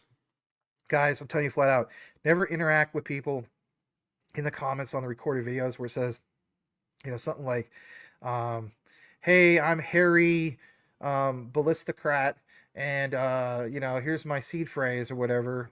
No, that's a scam, right? So the other ones is like, hello, I'm Elizabeth Verda Snatchion, and I earned $50,000 over the weekend. Oh yeah, you did? I know her. She's on my Telegram. Like, that's all nonsense. And of course, if you see an AI video where it talks about an airdrop from Ripple or Solana or anything really, right? Those are all using deep fake. And again, just pay attention to the words, right? If it look sketchy, it is sketchy, right? So, no one's going to airdrop you, 10,000 XRP or something like that, right? So be very careful when it comes to some of that stuff. All right. So what we're going to do now is just recognize a few more comments. Val, thank you very much. Appreciate you. Nice looking doggies you got there. Let's read this from Michael Cornwell, 7:39 p.m. Mountain Standard Time. He says, he was reading that they switched the single day implementation from March 10th till July 14th over the last few days. Might want to look into that. Well, okay. I mean, we can. I might do that with Will when we get together next time. And of course, I do pay attention to your tags, Mike. As you know, I've had Hell Week. I'll tell you a little bit more about it later. It was horrible. All right, so Henry Brown states the SEC has officially recognized the 19B4 filings. Yes, that was one of the videos we did earlier today, and that'll be released, I believe, tomorrow. Okay. Tim Shea, welcome to Mr. Lambo's Crypto Talk. Hey, Mr. Lambo's Crypto Talk. If I skipped over your comment, I'd like to welcome you back. Thank you for being here. Thank you for being a long-time supporter of Maximus Crypto, and hopefully some people that we're networked with. All right. When in doubt of having a hard taco, go with a soft taco. It would be nice to see Jasmy run. I don't have I think it mean a lot, but ended up with 100,000 coins, just under 100,000 coins for Jasmy. That's actually that's a good bag. I've always been consistent about that. That is a good bag. Just under 2 cents after I had to average down. Yeah, absolutely. You got trapped in 2020. You know what? You rock for understanding that the difference of 2021, right, where it was all-time highs, and then the token distribution, and then because looking at the all-time chart, people are going to look at it and be like, yeah, man, that's like a rug pull and so on. But um, a lot of charts look like that. I mean, heck, Cardano's looked like that for the longest time. Um, some other blue chips, right? Crypto Winter and whatnot. I'm not trying to justify it, but you saw the vision, and of course, you know who explains this really well? Excuse me. Kind of getting all over the map here. Sorry. So you saw the long-term vision, but the guy that explains it very, very well about what happened was, I guess, there was the original owner of Jasmy years ago. So Jesse KIR Finance does a deep dive about how he feels as though that how that went down. Um, and it is what it is. I mean, you know, legally speaking, an owner, I guess you could say, has the right to do that. We as a community, of course, hate seeing that, but technically speaking, I mean, Ripple does that. You know, not to the degree of what you saw with Jasmy, but it is what it is. But you know, long term, I mean, come on, man. There's was it 99 point something percent in circulation. So as far as that fear goes, I think we have alleviated that, and we'll definitely get to some of the Jasmy coverage here in a bit. All right, so but yeah, glad to have you here, and I do want to welcome you, Sean. I do see you active in the comments. I really do appreciate you. Thanks to you for being here. Thank you for the support. I also see that you're subscribed, or at least you follow Will, which is awesome. Maybe you also follow Channing. I don't know, but you know, we do appreciate you guys. You own 62 Quant. Oh yeah, absolutely, man. Yes, in reality, all these things is about how long you hold. You know, let's face it. There's going to be. Let's just be honest about this, guys. There's going to be so many people that are going to get out of a lot of these things. Call it this cycle. Some of you guys believe there won't be ever be another cycle. We don't know that. You know what I mean? I think there will be, personally. That's just my own opinion. But will that be, you know, will that look different if we had a real true utility run? Yeah, I think so. You know, because then you would have a shift of what's dominant, because Bitcoin, Ethereum were always the dominant players. So what I'm trying to say is, here's an example, okay? I know we're talking about quant, but I do think this is a good example. So let's say, for example, somebody had, and I always use this example about XDC. It's not financial advice, but this is what I tell my personal friends. I always believe that try to have a minimum of 10,000 XDC. Well, some people say that's a light bag. Well, what about you know, if you're a guy like Salamander, shout out to Salamander. I don't know where he's at, but he let it be known that he has, you know, like over 1 million, you know, XDC, and he said basically that he would get out after, I guess, $1. Me personally, I wouldn't do that. I would probably do like maybe sell a quarter of it or half of it, and then save the rest for years to come. But again, I don't know how old he is. You know, some people, it's like you might be in your 80s. You don't know how long you're going to be around. You know, that makes sense. You know, not all of us are going to live to be 100, but whatever the case be, his goal was $1 because he has 1 million, right? So obviously XDC goes to $1. He feels as though, you know, he sells at $1, he's out, and he's good with that. For me, it's like, I personally see a very extremely high like XDC, and obviously extremely high quant eventually. Obviously the big dates are for the mandates. Could nothing happen? Absolutely nothing could happen. Is it still speculative? Absolutely. But how can we reference with the research that mandates matter? And this is where I point out Jasmy. When I was over at Will Fix's house, you know, for the Thanksgiving, you know, celebration or whatever, I know that my reputation was being put on the line, but I said to myself, you know, this was it December 2nd, we will see price action. I never do that. I never do that. Why? Because if you're wrong, everybody's going to point out that you're wrong. But I said, you know, to everybody, I was like, I don't see why there wouldn't be price action. You know, why? Well, there was significant Jasmy price action. And it was because, in light of, in my opinion, with the research, healthcare mandate. All right. And that was just one little piece of the puzzle. So my key thing is, we finally got an example of significant price action based off a mandate. Now, that's not an ISO 222 mandate, but that was for the My Number card mandate. Okay. So in regards to, you know, health, the healthcare, not healthcare, but, you know, medical data. Okay.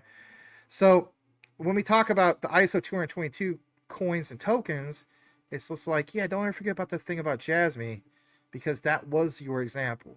To me, whether it's stocks or crypto, if it's all about supply and demand, which drives up price, which clearly it does, that's what causes things to go parabolic, then to me it makes sense that a mandate would put the utilities of all this in, of course, into motion. A partnership doesn't really pump the price that much. The whole thing with Oracle or Quant did a little bit. Other key partnerships you see in the past do a little bit. ISO 222 going live. Excuse me. I know people don't like me saying but it's a live show. It is what it is. So I think it was 2023, if I'm not mistaken. Yeah, March 20th. That was a big date. 2023 went live. So it went live. Think about this. ISO 222 goes live that point.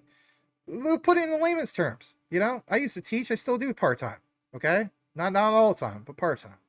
You know, I have to put things into layman's terms for kids or adults or whatever the case be, before they can understand. You guys are tuned in. Let's try to understand it. Look at it from this perspective. Why is it the ISO 222, when it went originally live, March 20th, 2023, didn't go really like super parabolic and like crazy prices for XRP and Stellar? Well, for one, it was a crypto winner bear market, and number two, that really isn't utility in motion. My point is, like, just like this house, if nobody's in this house but me, then the lights are on. I leave the house, I leave the lights on. The lights are on. So what if the lights are on? Is that liquidity coming in? Is there activity of people coming in and out? No. It's like a restaurant exchanging literally fiat money or debit cards or whatever the case be, which is still fiat, right? That's the exchange of money. So I don't understand why people don't get that. You know, even with meme coins, you're exchanging your fiat or your Ethereum or whatever case be to buy the meme coin, but that's a lot of retail money happening in real time. You can call it now money. A lot of now money does spike up in value. Where I'm going with the whole thing is, when we talk about things like the metaverse, I understand that there's virtual malls. You know, Metro Center here in Phoenix, you know, that's where they filmed Bill and Ted's Excellent Adventure. You know, shout out to all you guys who are big 80s fans of movies and so on. Some of the best movies came out then, right? But that was Metro Center. Well, that's a ghost town now. And if anything, I think they're demolishing the part of it or most of it already. But there's still a big section that's a ghost town. Well, the lights are technically on. There's no commerce going on through there. So that's my key thing. When we go with this mandate, well, the rails have already been laid. The bridges have already been built. It's like, you know, the 1950s, right? Shout out to the great President Eisenhower, right? He laid down what? The infrastructure for, basically speaking, interstates all over the United States. And we became what? An interconnected nation.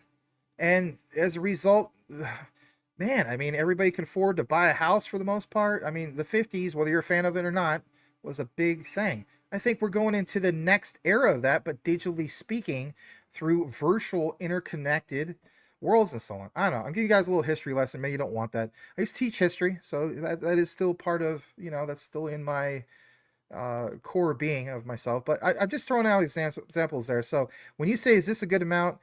Absolutely is a good amount. It depends on how long you choose to hold it. If you're like, man, my goal is 10,000 QNT or 10,000 per QNT, you know, at 62 quant, you know, you're going to be more than fine, I guess you could say. But maybe you feel as though that you need 100, you know, for 10,000 per QNT. I mean, it is what it is. But it just depends on how long you hold it. If you feel as though quant's going to go to 50,000 or 100,000.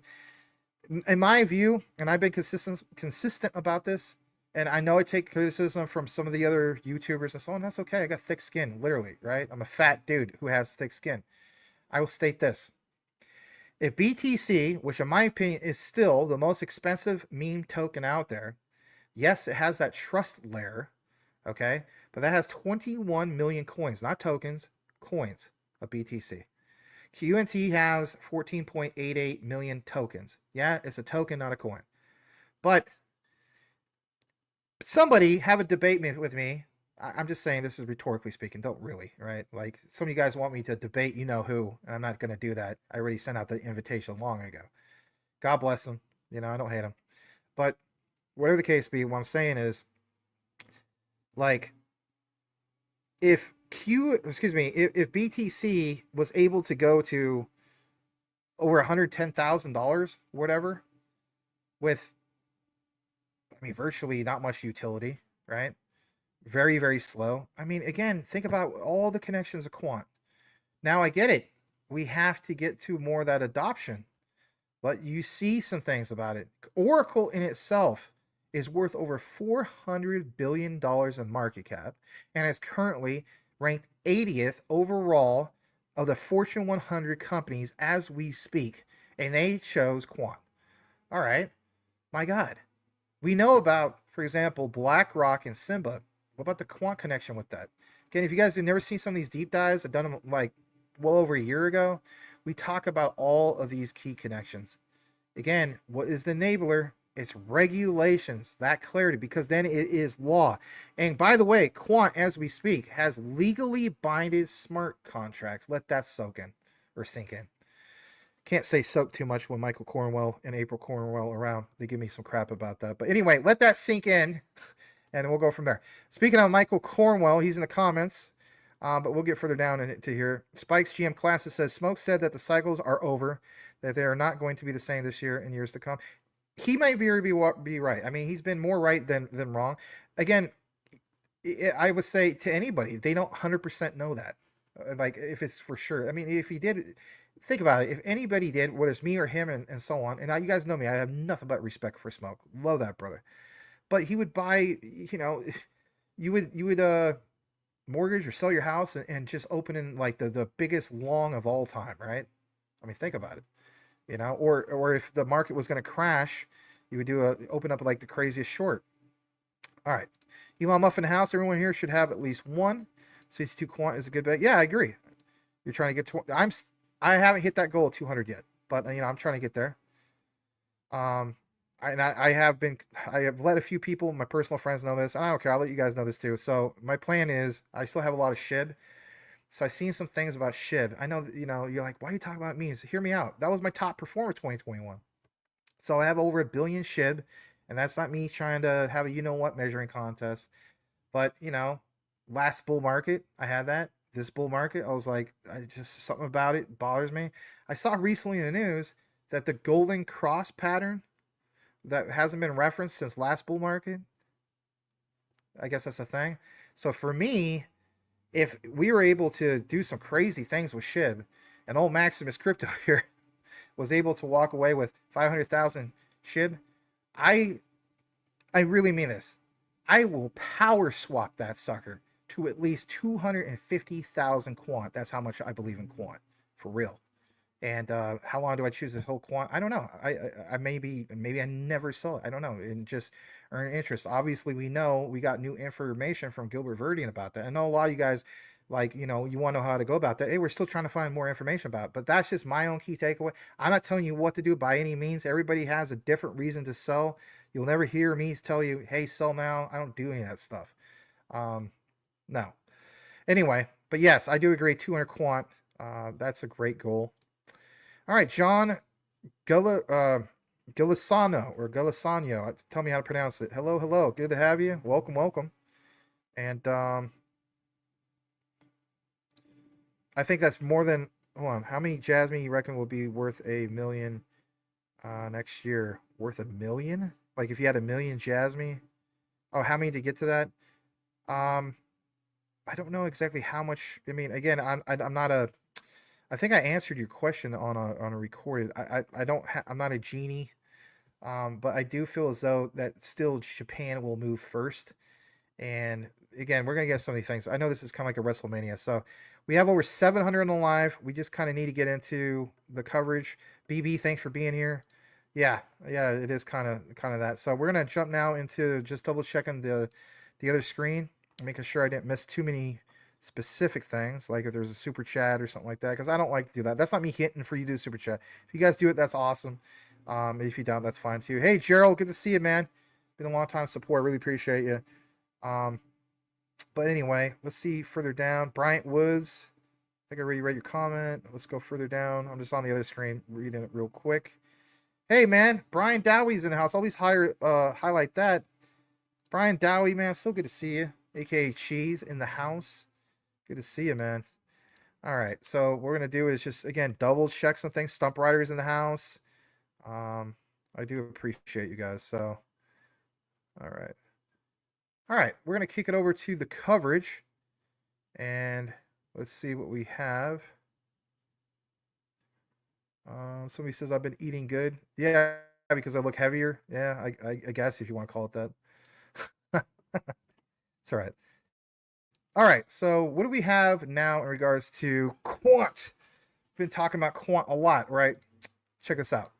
So as this pulls up on the screen, what do you have here? Well, Channing and I covered this quite a bit, right?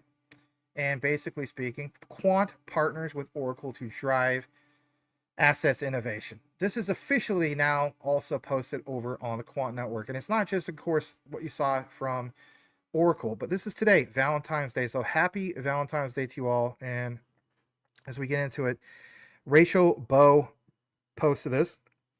And like it says, one of our long-standing partners, Oracle, announced today the launch of the Oracle Blockchain Platform Digital Assets Edition, OBPDA. Again, I cover this multiple times, but again, was it highlight? Commercial banks via secure API gateways, UK's RLN, showcase their platform. I mean, all this is research. And again, this is not me bragging, but I'm just being honest. I covered this whole thing of the RLN for about 2 years, and now you're finally starting to see it. And instead of people taking advantage of like when Quant crashed to 50, so many people are like, oh, it's dead, it's horrible, it's the worst token. Maybe on the short term, it wasn't the greatest investment, but long term, I think this is going to be part of that generational wealth. So it says here that you're going to be able to tokenize and settle commercial bank money across multiple ledgers. It means that they are best placed to support Oracle in delivering innovative, secure, and compliant infrastructure for the customers. And what do you see down here? You see the whole thing of like lower development costs. I mean, think about it. This is what really makes Quant with the Overledger stand out. Pre-built tokenization frameworks and application-specific smart contracts, coupled with the production-ready blockchain platform, reduces the need for specialized blockchain expertise. Right, expertise as in, oh, I don't know Python. Oh, I don't know, C++. Oh, I don't know C#, Java, etc., etc. No. Make integration, no lines of code. Zapier integration, no lines of code.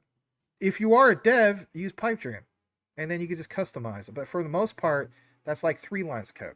Okay, most blockchains would kill to have this type of technology.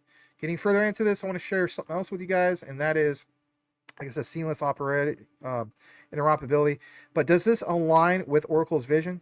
Well, I think the answer is yes, and I will read this verbatim. As leaders in distributed ledger technology, interoperability and payment programmability, we have the technical expertise, strategic insight, and extensive experience to deliver Oracle's vision for digital assets. This isn't just a case of, oh, we're partnered with Oracle. No, they are completing their vision. What is that vision? Full interoperability at scale. Firstly, by leveraging Overledger's multi-chain connectivity and patented orchestration layer, organizations can bridge financial systems and digital wallets with OBDA. And what digital wallet will they use, everybody? Think about this. The newly added what? The Overwallet. Don't overthink it. That's a real thing. On top of that, look at this. This integration will also enable cross-ledger operational workflows required to implement a unified ledger architecture, helping, I should say, to overcome blockchain fragmentation and preserve singleness of money. This part about fragmentation later on into the show, we're going to show some significance about that with a full video this time, not the other one I chopped up, but the full 16-minute video of these big players from the central banks, right? Not just Augustine Carstens. So you're going to want to stick around for that segment. All right, so Quant is delighted to support Oracle driving the next wave of blockchain interoperability, says Gilbert Verdian. And on the bottom, what do you see on the tags? Oracle payments, programmable payments, and unified ledgers. Guys, gals, it's all coming full circle. 110%. All right, a little bit more about this. We have Gilbert Verdian stating that one of their long-standing partners, again, Oracle announced the launch. Right. It's just pounding it home a little bit more in regards to what Gilbert was sharing and Quant Network, so on and so forth. I mean, they're very, very proud about this. All right, a little bit more key discovery from Sebastian. Give him a follow. Here's some Oracle facts for you guys. Oracle does business in 175 countries. Oracle serves 430,000 customers. Oracle generates 40 billion yearly revenue. Oracle does 33 billion transactions. But this all pales to the amount of daily users, which is over a staggering 70 million. Now imagine a potential future bank-to-bank behemoth, aka the Quant Network, powering Oracle's latest offering, blockchain platform digital assets edition, which is the OBPDA, a powerful enterprise-grade solution. Let it sink in, everybody. You want a piece of the action? It's called QNT, a $1,000 plus value token, and is available on nearly every exchange imaginable for $94, a huge bargain if you ask Mr. Sebastian. Now I want to come back and talk to you guys about something, some real talk. Myself and also Channing, Harold, follow him over at King Channing on his channel. We brought this up. Is there any token out there that's a Hyperledger token? Now, Jack Thompson, shout out to you, brother. You're going to say it's Sora, as in Sora Mitsu. But the problem is, I don't know what's going on with that. And again, I'm not trying to flood you out of that. But when it comes to that, I guess that's the closest thing. But to me, when we look at the real big money, well, we already know that Quant is part of the top 100. And we also know that when it comes to the tokenomics, things could get pretty crazy for Quant moving forward. Where I'm going with this is this. Shay and I discussed this whole thing of QNT is like buying yourself an actual Hyperledger token. As we know, Hyperledger really doesn't have a token, right? It's got like the infrastructure that's connected to so many different things, like with Ripple, not just Quant and so on. But when we saw the examples, we saw that there's so much with Hyperledger fabric, especially with Quant Network. And to a sense, it's like, yeah, in the examples that we shared recently in our collaboration, when we talk about QRC20 tokens, moving forward, especially with Oracle, well, that would be like your Oracle Hyperledger token. It'd be a QRC20 token. Recently, also, what was discovered with the QRC 721 NFTs, which, by the way, those are secure, smart Quant Network TC307 standard NFTs. Those are legally binded NFTs by UK law moving forward. All right. What about moving forward as far as regulations being passed where that's the universal standard? I'm telling you guys, when we talk about Quant, some of you guys, and it's no knock, okay, are focusing on how much it is now per QNT. Let's go back in time. Let's go back to like 2014, 2010, and so on. Really, BTC, they were having that same talk. And what did we have? We only had like a handful of cryptocurrencies, if that. Now we have over 2 million. Most of them are garbage because most of them are meme tokens. But now we do see that the rails have been laid, the bridges have been built, and again, flip that switch. QNT is definitely part of those one of many switches. It might be very well the main switch along with XRP. And I've been consistent about this. XRP and QNT are tied for my number ones. There's a reason for that. Because when you look at the RLN and the RSN, you see the concept of a shared unified ledger. Yeah. RSN for settlement, Ripple XRP. Quant QNT for that subscription-based model, that skeleton key, as Channing has pointed out, to open up into a suite of products, universally speaking. A universal standard. I know, I talk you guys' ears off when it comes to Quant, right? All right, so with that said, I just want to get that out of the way, kind of share that with you guys and so on. And obviously glad to bring it to you guys. But nonetheless, believe it or not, it brings us to the next part. And this might be the main thing you're waiting for. And that is Jasmy and Quant I know, sounds crazy. Maybe Jasmy doesn't go with Quant. Maybe Janction does not go with it. As obviously there's other interoperable solutions. Could it very well finally be Quant? Maybe on the back end? We don't know. Let's stick around for that. I'm going to jump back into the comments for just a brief moment, highlight some key comments if you guys have them. Again, glad to be back with you guys. Over 700 on the combined live. Really cool to see this. All right. So let's see what you guys have, and let's go further down. All right. So what we have is, all right. So let's go further down. Roman, welcome, welcome. You guys are having interesting conversations with each other. Jay's Diecast Creation, welcome, welcome. I do remember you. And Francisco Dennis Leal, Interledger Protocol and the Overledger. Yes, I couldn't agree more, man. All right, so let's see here. I don't see your comment, Mr. Francisco. There we go. Want to highlight you, man. Been a long time supporter. Thank you so much, Francisco, aka Dennis Leal. All right, we're gonna go ahead and highlight his comment. I do think CeeLo's pretty good as well.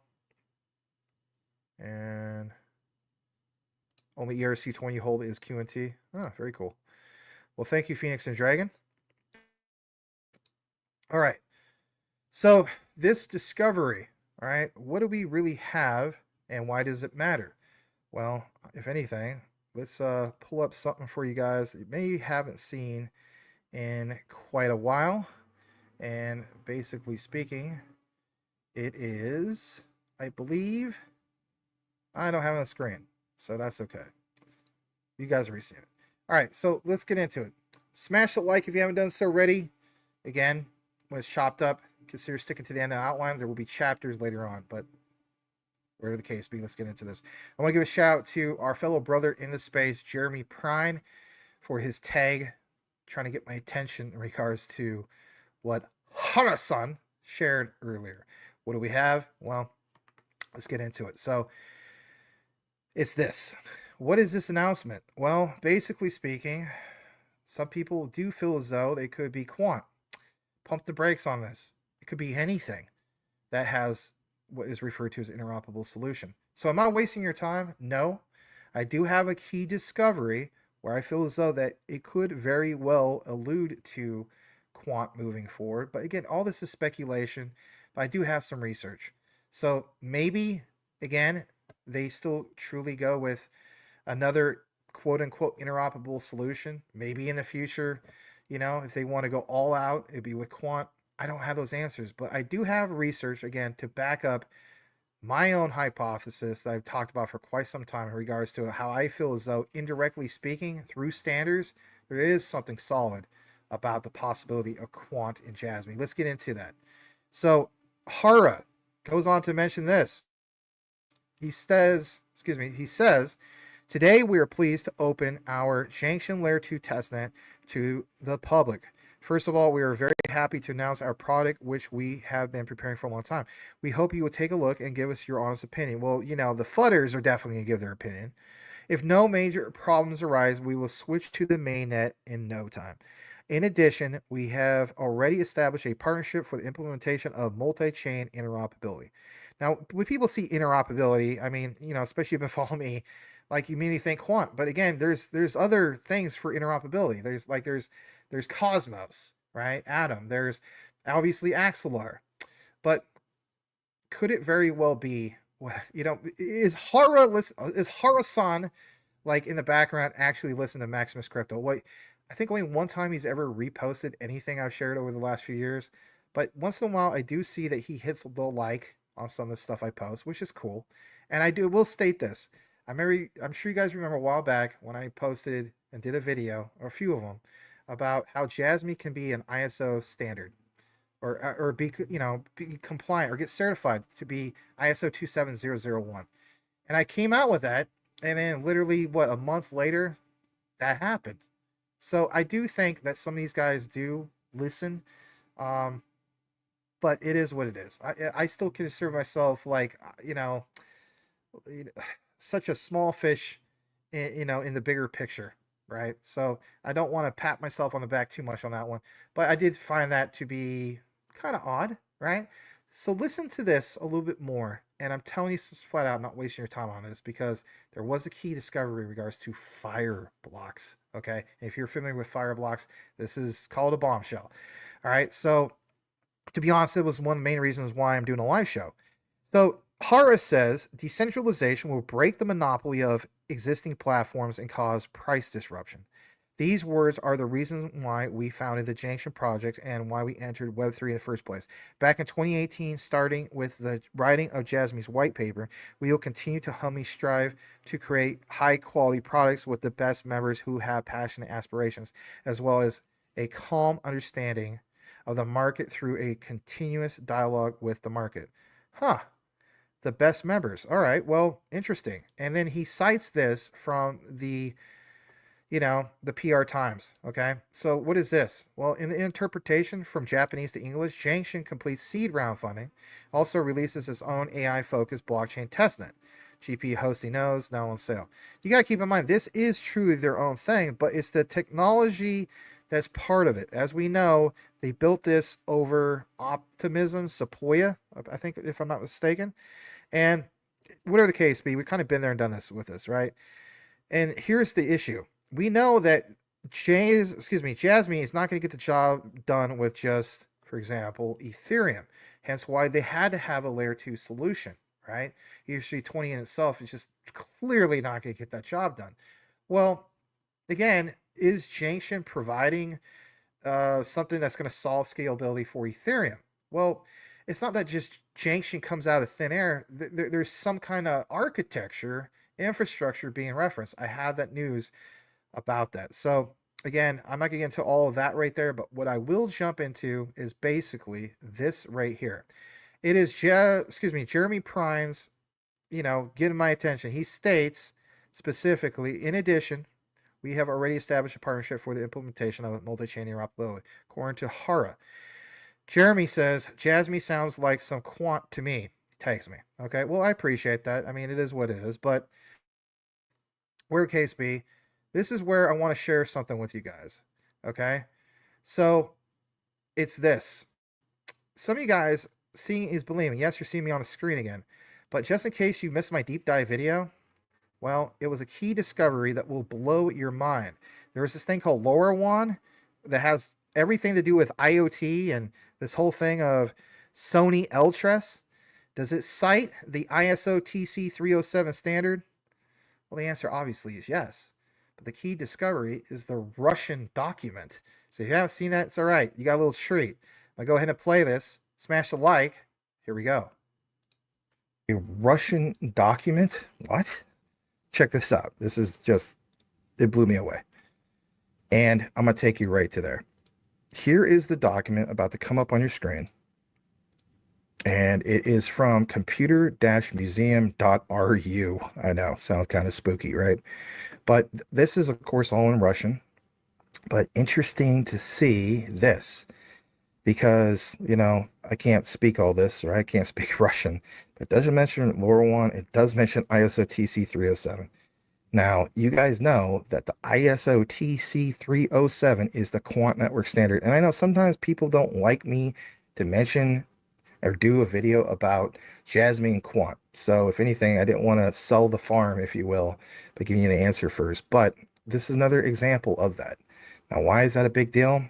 Check this out. We talked about batteries earlier, did we not? Like I said, emphasis on batteries. Jumping into the next page. What is the interpretation of all this, Max? I gotcha. Go to Google Translate. Translated from Russian literally to English. Let's full screen this. And wow, what a discovery. It says, for example, this person who is a graduate and a co-author with Vitaly Klebin. I'm not going to get in the weeds about Klebin. This is what he wrote about himself. He's a research engineer. So again, similar to a guy like Tadashi Morita from Sony/Jasmy. This guy graduated with honors from ITMO University back in 2009. He's a CTO and co-founder of EveryNet. I might do a deep dive in the future about EveryNet, but not right now. Which began operating in 2015. Vitali organized his company, Big Robot Labs, in 2010. He co-authored and is a member of the technical committee of the LoRaWAN standard. Now that's big in itself, but it gets better. And here's the thing. Boil it, mash it, stick that sucker in a stew. He is a member, or they are a member, LoRaWAN, of the ISO TC 307 Quant Network Standard Technical Committee in the direction of blockchain, and also a member, just like Tadashi Morita, of IEEE Association of Electronic and Electrical Engineers. LoRaWAN is an open telecommunications standard for low power devices, which allows the creation of devices that operate without, my goodness, recharging batteries for 10 years. It is the fastest growing standard in the Internet of Things. To me, this is a bigger deal than anything you can see out there in regards to, oh, there could be a possibility of Microsoft, Google, blah, blah, blah. It's the ones you haven't heard about that have real world use case and transformative technology. Holy cow.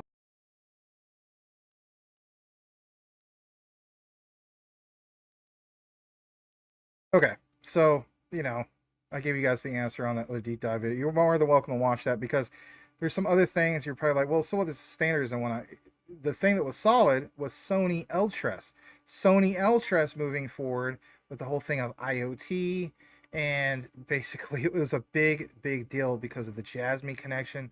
Obviously Honda, and I believe Sony Eltress for that electric vehicle, I think starts in 2026 if I'm not mistaken. So that was a big deal, big key discovery. So I was just reiterating about Quant and ISO TC 307. Okay, so again, back to the whole thing of Jasmy, and again, why share it with you? Why even bother going through all this? All right, so where I'm going with this is understanding that when it comes to optimism, which, let's face it, that infrastructure is what is being used in Janction, the layer 2. Okay, I have pointed out about roughly 2 weeks ago about how there's full overledger support for optimism, and for some reason the research was pulled. Now hear me out. There's a little bit of about a reference of overledger in the testnet, but I remember pointing out, I'm like, it says full support, and before the show started, I tried to dig up the old material. I should have put that in a chapter. I'm kind of kicking myself for that, but whatever the case be, I will show you at least the reference to optimism and Sequoia testnet. Okay, straight from overledger on the developer hub. Okay, why is that important? Why even get into this? Because that might very well be a bigger deal than you think. And look at the terminology for yourself. Again, sometimes people don't understand that literally seeing is truly believing. So I'm going to take you over to this, and it is referred to as docs.overledger.dev. And what you see here in regards to 2.2 mapping Quant's location to Fireblocks, I told you about Fireblocks. It's that whole thing about asset ID. Okay, so to generate a key for DLT asset stored in Fireblocks custody and use it for signing transactions, we need to manage the derivation path. Alternatively, Fireblocks simplifies and streamlines this process by providing asset ID to uniquely identify a specific asset on different DLT networks. Overwallet utilizes this asset ID and HD account ID along with Quant's location, which consists of technology and network, to generate a key, think about that, and sign transactions with Fireblocks. All right, I am lost, Max. I don't get this. Okay, I hear you. Pump the brakes. Technology reference, Ethereum. Network, Ethereum Sequoia testnet. Now, Sequoia is with the whole thing of, for example, optimism. And I'll show you an example with that here in a bit. All right, what about other technology? Ethereum mainnet. So for one, Ethereum mainnet, think about it. You would have ERC20 tokens like Jasmy. All right, well, we're trying to scale this up, right? Absolutely, we're trying to scale this up. Now here's where this gets really interesting, to say the least. When you get further down here, for some of these other things, you see again, derivation paths on testnet. So on testnet, because that's what Jasmy's trying to do, you know, back to what Hara was mentioning, you see here, you can set the coin type to any DLT assets and, for example, the derivation path that follows. And again, reference Ethereum supported testnet. Again, that's part of like the whole thing of optimism. Okay. All right. So once you get your result, you see the whole thing of a private key with Fireblocks, and Fireblocks is huge, right? That's, I mean, that's a massive thing, especially for Ripple. But it says Fireblocks supports 2 distinct cryptographic algorithms, and it mentions the ones that are supported: Amazon Web Services, KMS, and Fireblocks. Each algorithm operates under a separate master key. Okay, I know it sounds a little bit confusing, but again, the reference is there. Anybody that really does true research, they're gonna literally point that out to me, and I just wanted to throw that out there. Now, here's this awesome discovery that flew under the radar. Boy, managed to stick in a stew. Fireblocks, December 11, 2024. Fireblocks launched its Japan office to support growing institutional adoption of blockchain. My God, my goodness, is this what Mr. Hara's son is trying to get involved with? Because that would be the most major bombshell news of Jasmy moving forward if they can get something really going with interoperability with Fireblocks, for crying out loud. All right, look at this. Like, I didn't see anybody reporting this. And look at this. We're excited to announce that Fireblocks has strengthened its presence in the Asia-Pacific region by establishing a regional office in Tokyo, Japan. That was literally in December. Bringing security and innovation to digital asset businesses. Japan is rapidly emerging as a leader in institutional blockchain adoption, driving Fireblocks to further grow its presence by providing secure, innovative digital asset solutions to support this development. Fireblocks provides enterprise-grade, look at that, cold wallets to some of the country's biggest virtual asset and financial service providers regulated by the Japan Financial Services Agency. Who was the first to become regulatory compliant? And everybody, let's remind everybody. Jasmy. That's why Jasmy's called a Bitcoin in Japan, everybody. I think this is a huge discovery, and I bet you anything just flies completely under the radar. You know, tomorrow's programs will be all focused on charts. Nothing against guys to do that. But let's just be honest. If you know Fireblocks, you know how huge the potential is here. So does Hara behind the scenes? I don't know. Again, I don't have the answers, but I could put 2 and 2 together. It just seems as though, like, if I was running the Jasmy show, but I'm not. If I was running the show, I would be like, look, I'd be all over this like Augustine Carstens on cake, you know. And I'll show you some about Augustine Carstens. Okay, I think this is, when we talk about institutional adoption and how Japan will go first. There's so many references to Jasmy, because they are the first to be regulatory compliant in one of the hardest countries in the world to be regulatory compliant. You know, to me, this is adding up, and this would just go over people's heads. Most people's heads. You know, you ever see thumbnails? Shout out to Nick, right? And Cash. You know, he's got those thumbnails that say like 99% will, you know, will miss out or whatever. Maybe 99% people miss out on Jasmy. I see people that feel as though the Jasmy would be lucky to go to 30 cents. It is what it is. At the end of the day, it's all research. If a person gets Jasmy, awesome. If they don't, it don't hurt me any. I'm just providing research. But there's a little bit more about this, and you might want to stick around. Again, if you appreciate the material, like it. If you really love the material, subscribe. A lot of you guys, according to analytics, says 51% of you subscribe, 49% aren't. And there's a lot of regulars, which is cool. But why not just subscribe? You know, if you really appreciate the content, it's free. Subscribe. All right? Check this out. It gets even better. So to meet regulatory requirements in Japan, we're offering multi-party computation, MPC, and hardware security module solutions on the market. By doing so, Fireblocks is doubling down on premise safekeeping to deliver its globally renowned security and innovation to Japanese businesses.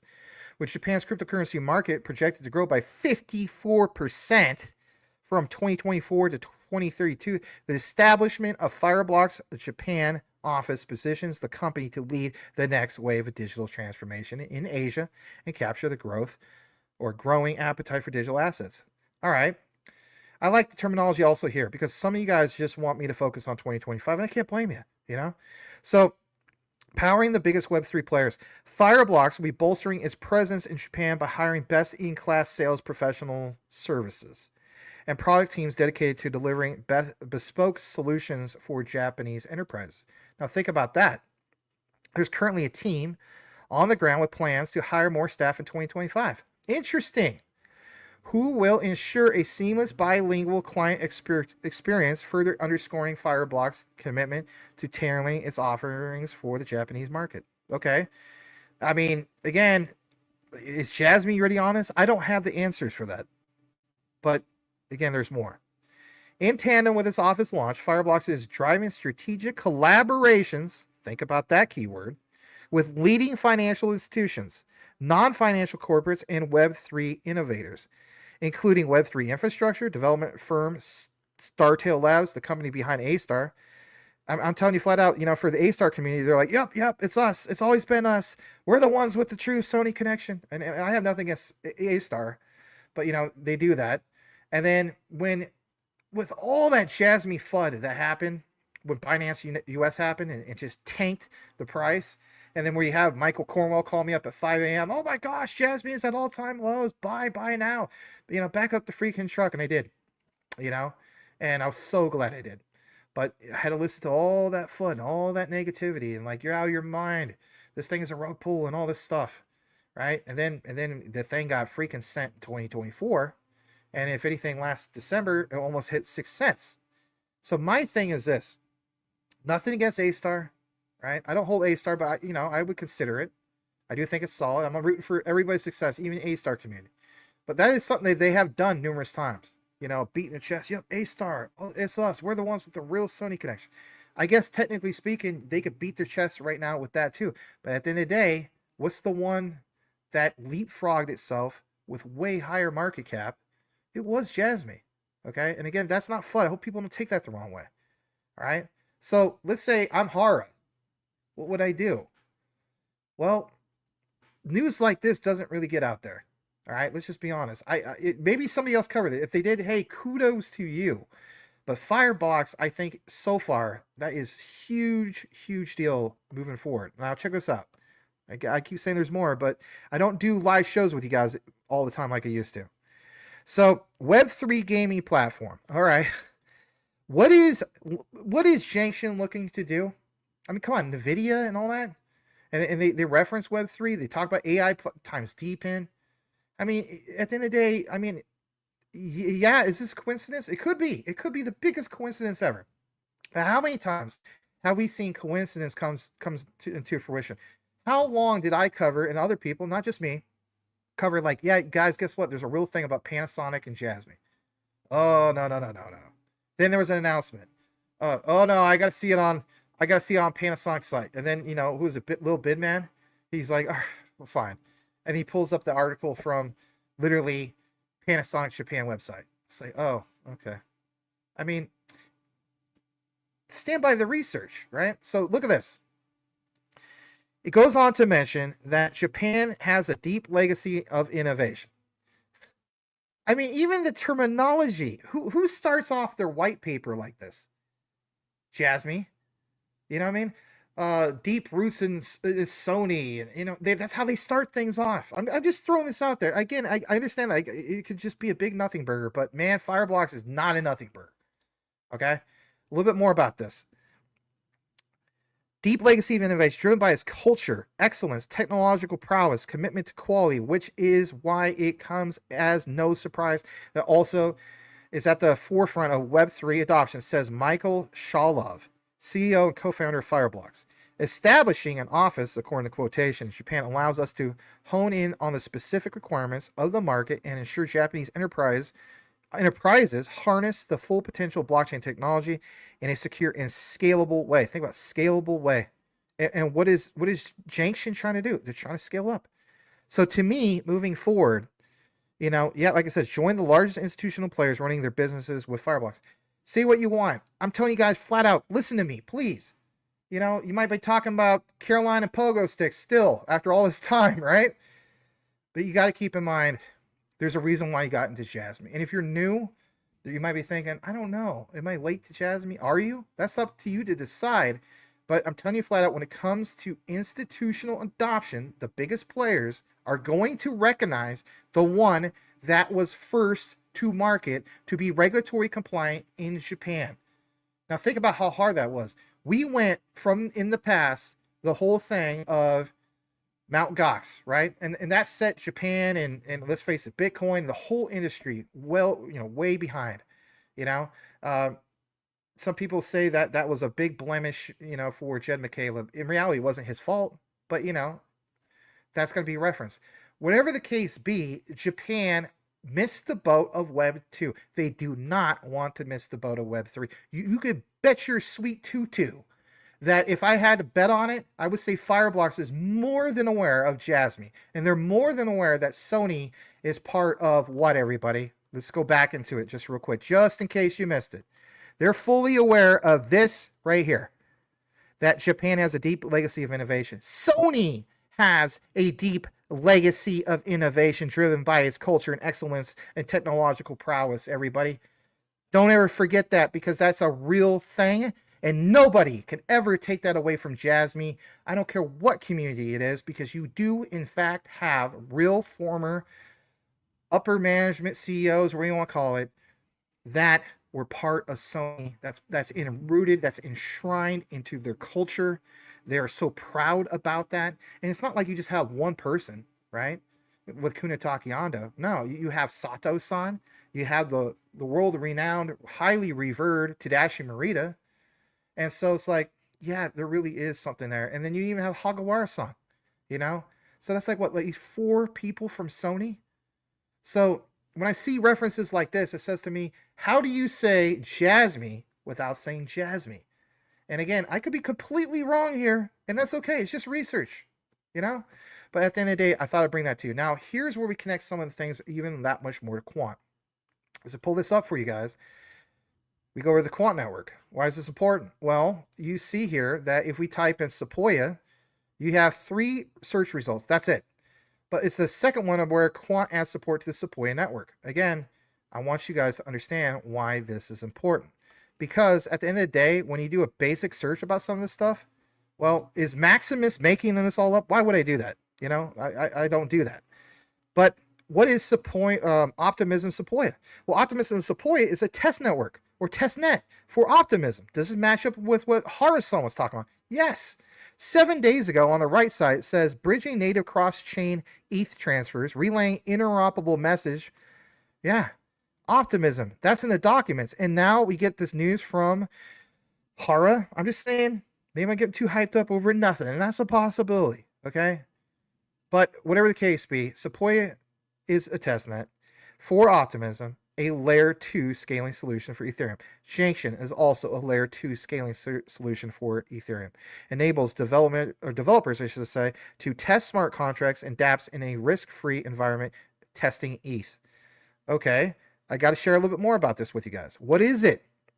Optimism Sequoia is a testnet that mirrors the main Optimism network, but uses test ETH instead of real ETH. What's its purpose? Allows developers to experiment and test their smart contracts and decentralized application dApps without risking real funds. I mean, think about it. How many references did you see about Hara with those recent AMAs talking about what they're trying to accomplish with Janction and dApps moving forward? Okay, well, how does it work? Developers can interact within the network, deploy contracts, and test various functionalities using ETH obtained through a faucet. Now, here's your highlight. Faucet. Okay, we know about XRP, but we are talking about Quant. All right, so why is this important? It's a crucial tool for developers in the Ethereum ecosystem, enabling them to refine their applications. That's exactly what Jasmy wants to do moving forward, because they want to solve and produce what? The super wallet. So this will ensure they function correctly before deploying them on the mainnet. And oh my gosh, think about this, man. Think about this, everybody. What is Janction trying to do? Solve all this before they deploy a mainnet, as referenced from Hara-san. Okay, a little bit more about this. Optimism's a layer 2 solution. Optimism L2, even Janction, is a one that aims to provide the speed and cost effectiveness of transaction on Ethereum by processing them in batches through Optimism rollups. Right, batches or clusters. Think about it. And the OP mainnet, if you weren't aware of it, the main network that Optimism Sequoia mirrors is called OP mainnet, which is a layer 2 scaling solution built on top of Ethereum. Think about that. All right. Again, just a tad bit more in regards to the faucets. Faucets provide developers with free testnet ETH to the Optimism Sequoia testnet. And Superchain faucet. Think about this. You're trying to get a super wallet. I mean, I know, coincidence, right? But Superchain faucet allows developers to get free testnet ETH to test apps. For example, with Base, Sequoia, and some of these other ones. And again, you have to keep in mind that they're trying to execute transactions on Optimism and posting batches of transaction data to Ethereum. Again, Jasmy was originally on Ethereum. All right, check this out. So if you go over to Quant Network over Ledger, the release now is at 2.239. Well, back in September 2023, they made Sequoia available to their trial plan in Connect. And how can you benefit? Well, you can test out over Ledger on the Ethereum testnet Sequoia, and it's designed to support the development and testing of new features on Ethereum. Sequoia provides an environment for testing improvements to gas fees and transaction speeds. All the FUD for the longest time of everybody like, oh, Jasmy, man, Ethereum, ERC20 token. Well, by the way, they do have a bridge. I don't know if you guys are aware of that, to BNB. I mean, there's that. But, let's face it, the most of the amount of liquidity does come from Ethereum. But they fully realize, just like we do in retail, that, yeah, it is ERC20 token and it does need to scale. Well, this is the solution. But is it the over Ledger solution for interoperability? That is the main question. As I again take you further into it, just in case you're still not a believer or you're like, Max is full of crap, and if you think I'm full of crap, that's okay. I could take the heat. I want you guys to see this. August 23rd, 2023, Quant adds support for the Sequoia network. And again, I want you guys to understand that the whole point of this is originally the solution was designed to help blockchain developers, think about this, because there's Janction developers, obtain GETH without the need and use for faucets. However, it had overseen consequence. Developers are now using ETH, a valuable cryptocurrency, to obtain GETH, which is GETH, leading to hoarding and speculation of GETH, resulting in increase in its price. However, Quant, they understand that building blockchain application can be expensive and difficult, and that key part of the development process for building all this is to bring applications to build on testnet. All right, let's pause on there. Let's pause on that, please. Let's do this. Let's talk about this. So if I'm Janction and I'm this separate project to provide a layer 2 solution, and we just did pre-seeding round. If I'm Hara, and I'm not, clearly, I have nothing but respect for Hara-san, by the way. I would be thinking of all the ways I can cut cost and, if anything, like, be able to scale what I need with this layer 2 solution, but not have to hire a bunch of developers to learn new code. This is truly the solution. Now, again, did they go forward with this? I have no idea. I'm not privileged to that. I get some DMs from some of you guys, and it's laughable, not in a disrespectful way, where you feel like I have all sorts of access to Hara and all. No, I'm just a regular guy. I'm just a researcher / YouTuber, whatever you want to call me, right? School teacher, okay? Former, college substitute instructor, okay? And there was a full-time college instructor, but I did sub for a little while. But I was a full-time teacher, okay? Which I'm proud to say that, but no, I'm not privileged to, non-disclosure agreements and stuff like that. All I do is just, research for you guys. Where I'm going with this is this. Here's another highlight for Quant, just in case. I love making a case and pounding it home. So how can you benefit? Sequoia supports Ethereum-based functionalities on Overledger, by the way. Means that you can submit transactions, interoperable, fungible, base and flex, and non-fungible vary tokens, and create bridges and bridge tokens from Sequoia to other EVM-based networks. Isn't that what this layer 2 from Jasmy, aka Janction, is trying to solve? Well, of course. Is there other solutions, Max, that would get this done? Would Axelar solve this? Possibly. But Axelar and Sequoia, that's the kicker. Say what you want. All right. So I decided to myself, I wanted to verify with you guys again some of the key things that I had. So I was like, oh, I'll just click on Overledger release notes and show you what I'm talking about. And of course, I don't know. Sometimes people joke with me like, Gilbert knows that you are going to the Wayback Time Machine, and this is why it gets pulled. I don't know. Maybe. I don't think he's wasting his time with somebody like me, but that's flattering. So it's not there anymore. Well, you guys know me. I really try to get into this stuff. So I went to the Wayback Time Machine. I went with the Wayback Time Machine, and it does seem as though somebody's ahead of me. Maybe, you know, and it says Herm. The Wayback Time Machine is not archived. The page is unavailable for archiving, and here's the code. The server returned code, and it's literally a code because access is forbidden. Yeah, to me, that's more than coincidence. Because, please, somebody out there, I don't know if it's Balaclava Man or whoever you are out there that you watch Maximus Crypto like left and right. You know, you're boiling, you're mashing it, sticking in steel. You know, you're cooking up stuff. You're at the gym, or I don't know, you're at work, or doing whatever. Right? You're welding a bunch of stuff, whatever the case be. You're working on a car project. If you can remember when I had a video and I shared how Overledger had full support. I believe it said full support. I could be wrong, but I could have sworn about a week or two ago I shared this. I shared it in a video. I have the proof. And now I go back to that and click on it, and this is what I get. I get this roadblock. So it is what it is. But whatever case be, to finalize everything, what we're going to do now is we're going to take you over to here. And this is, again, why I want to share this with you. So, I want you guys to see this, okay? Because we talked about that faucet thing. I know this is kind of a deep dive, but that's what I do, right?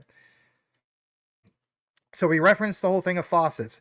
Prepare a transaction to get QNT tokens from the QNT faucet. You must call the get test QNT function on the testnet QNT faucet contract in order to receive the testnet QNT. Okay, so when you go further down into it, you see how all this orchestration works.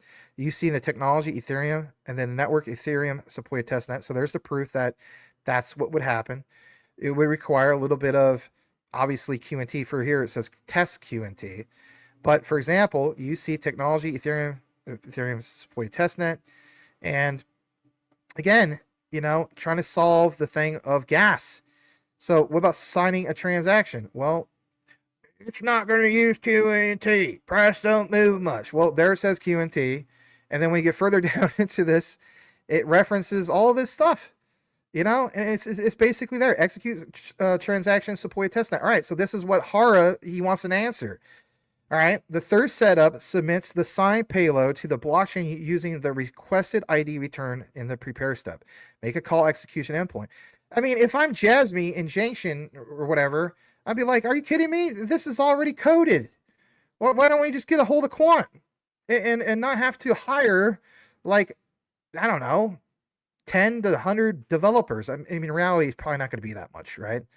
I would just totally go with this. I'd call Gilbert Verdian on the phone, right? I don't know if they have that type of clout, but, somebody from over there. So that's already in there.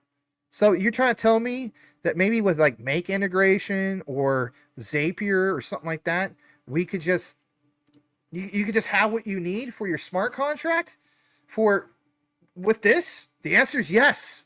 That's the bottom line. I know that was a lot to get into. That concludes that segment for Jasmy Quant. Now, with that said, I know I got a little excited with that. The last segment is a whopper. Channing and I did an outline for you guys in regards to BRICS says, or I should say, Augustine Carstens of the BIS says no to BRICS. Okay? Update. Yeah, update. And full video this time, not the 5-6 minute version, the full chopped up one that I found in my discovery from last October. I'm telling you guys, I know some of you guys like Michael Cornwall, you follow the whole thing with BRICS very closely.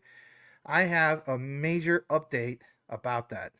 And you could draw your own conclusion with the evidence that's being presented. Okay, so I should say this is the last one. That it's going to be Quant and this whole thing with BRICS, and then I should say Quant, more like the BIS saying no to BRICS, and then even a Donald Trump update saying no to BRICS, and then on top of that, the last one is Hedera with the U.S. military and so on. Okay, because there's a big announcement in regards to Boeing You know, like what happened with Boeing because they're with the governing council. We're going to answer those questions.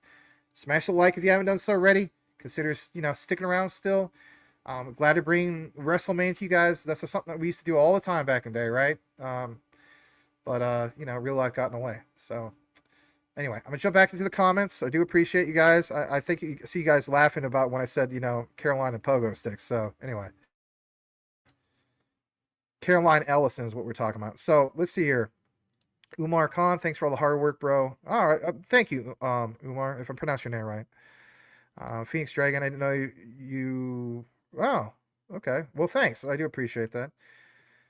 Well, you know, I don't post enough on there. It's just there's not some, you know, it does take extra time to post it on, you know, what I want to do, and it is what it is. But you know, I'm trying my own way. I wish I could get monetized on there because I have clearly way more people on X that watch me on there than YouTube.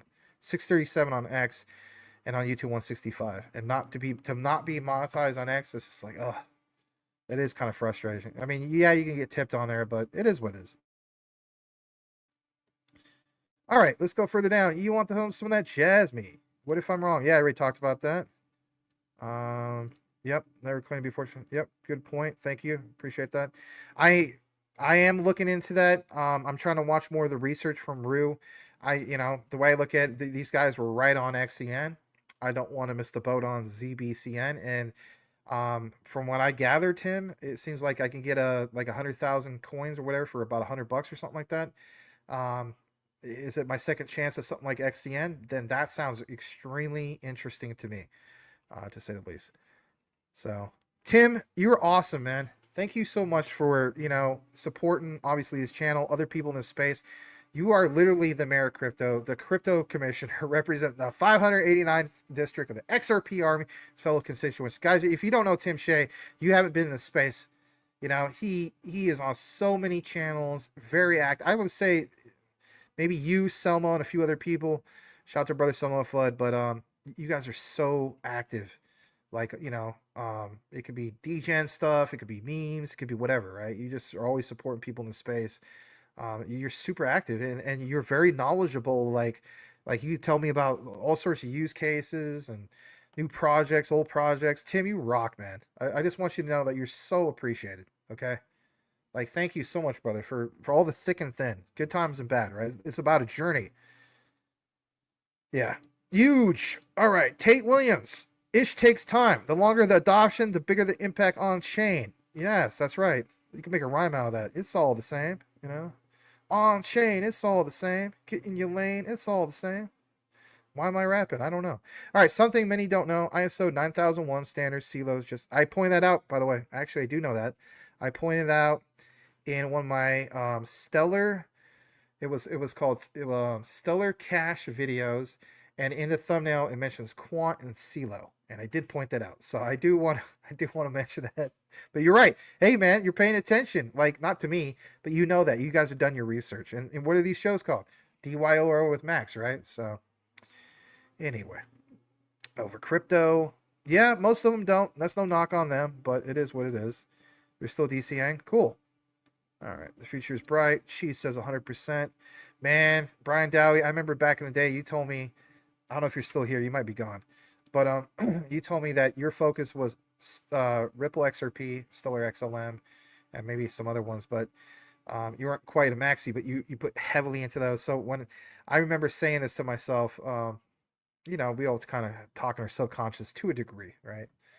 But you know, when XRP went way above like the $3 mark, right? Like when it was the holidays, you're visually speaking, your name came to my mind. I was like, wow, somebody like Brian Dowie who focused like on XRP and Stellar, like he is really, really happy right now. So kudos to you, man.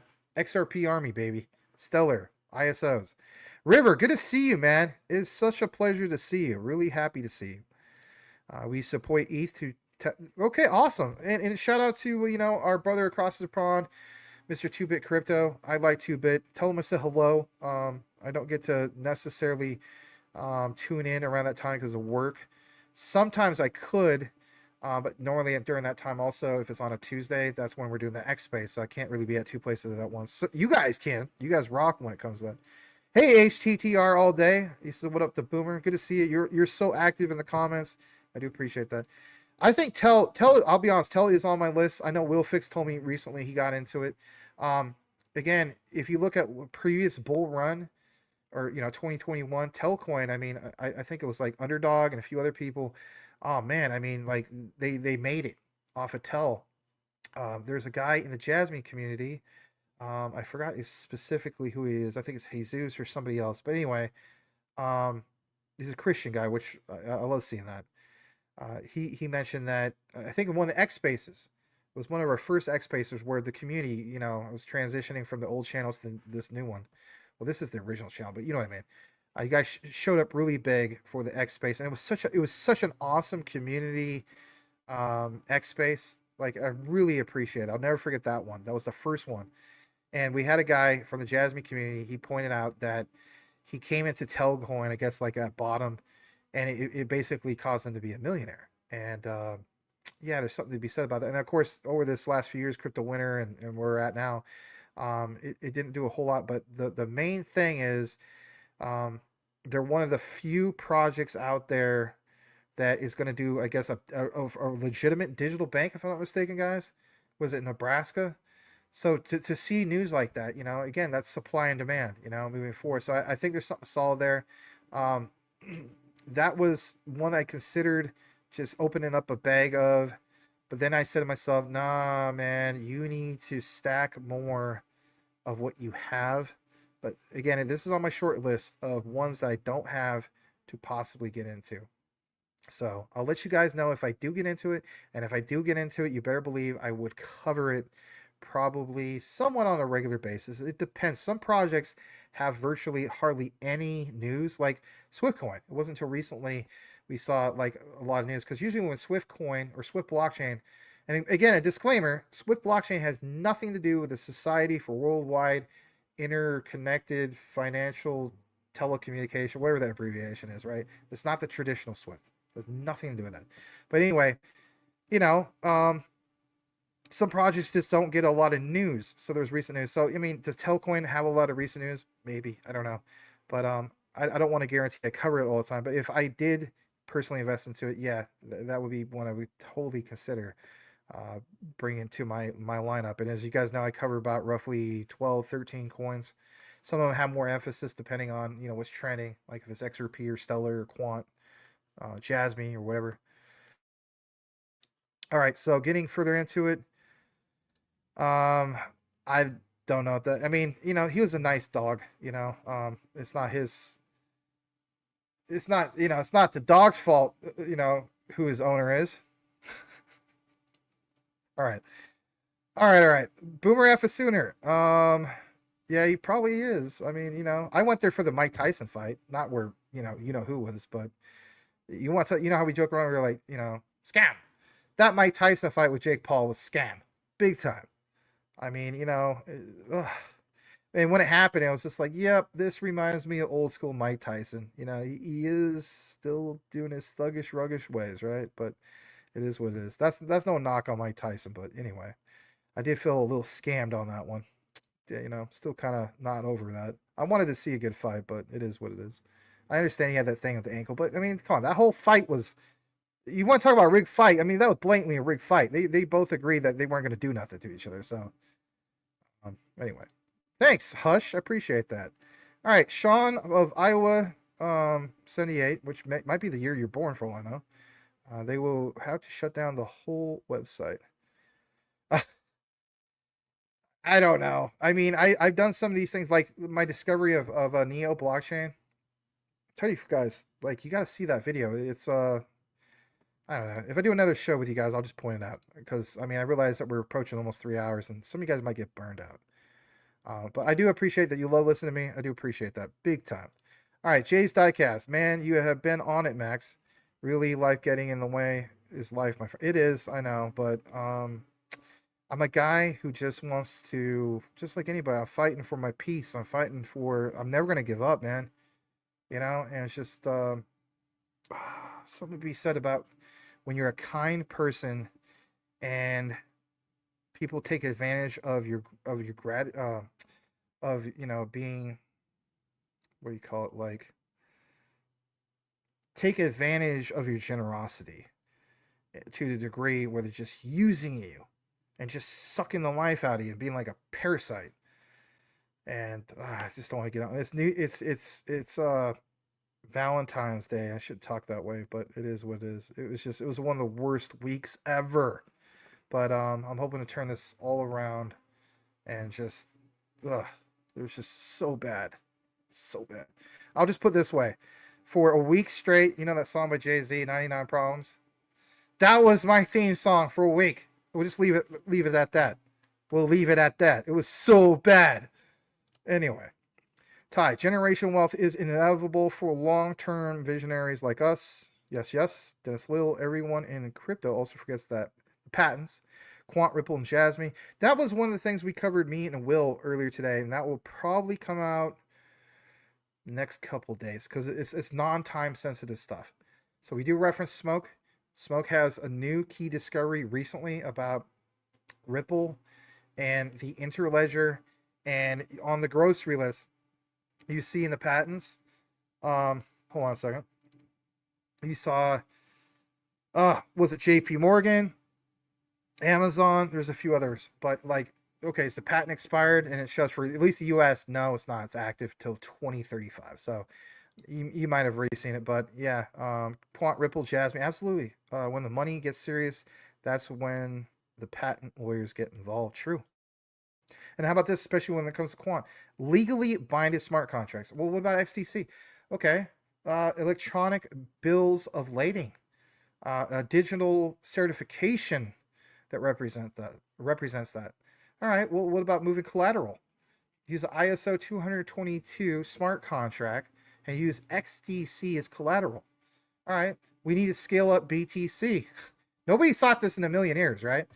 Yeah, you can, as we discovered in the discovery, 1 million TPS even for BTC through an ISO 222 smart contract. If you don't believe me, check out the deep dive video. I'm not going to explain it all here. That's the real thing, that was crazy in itself.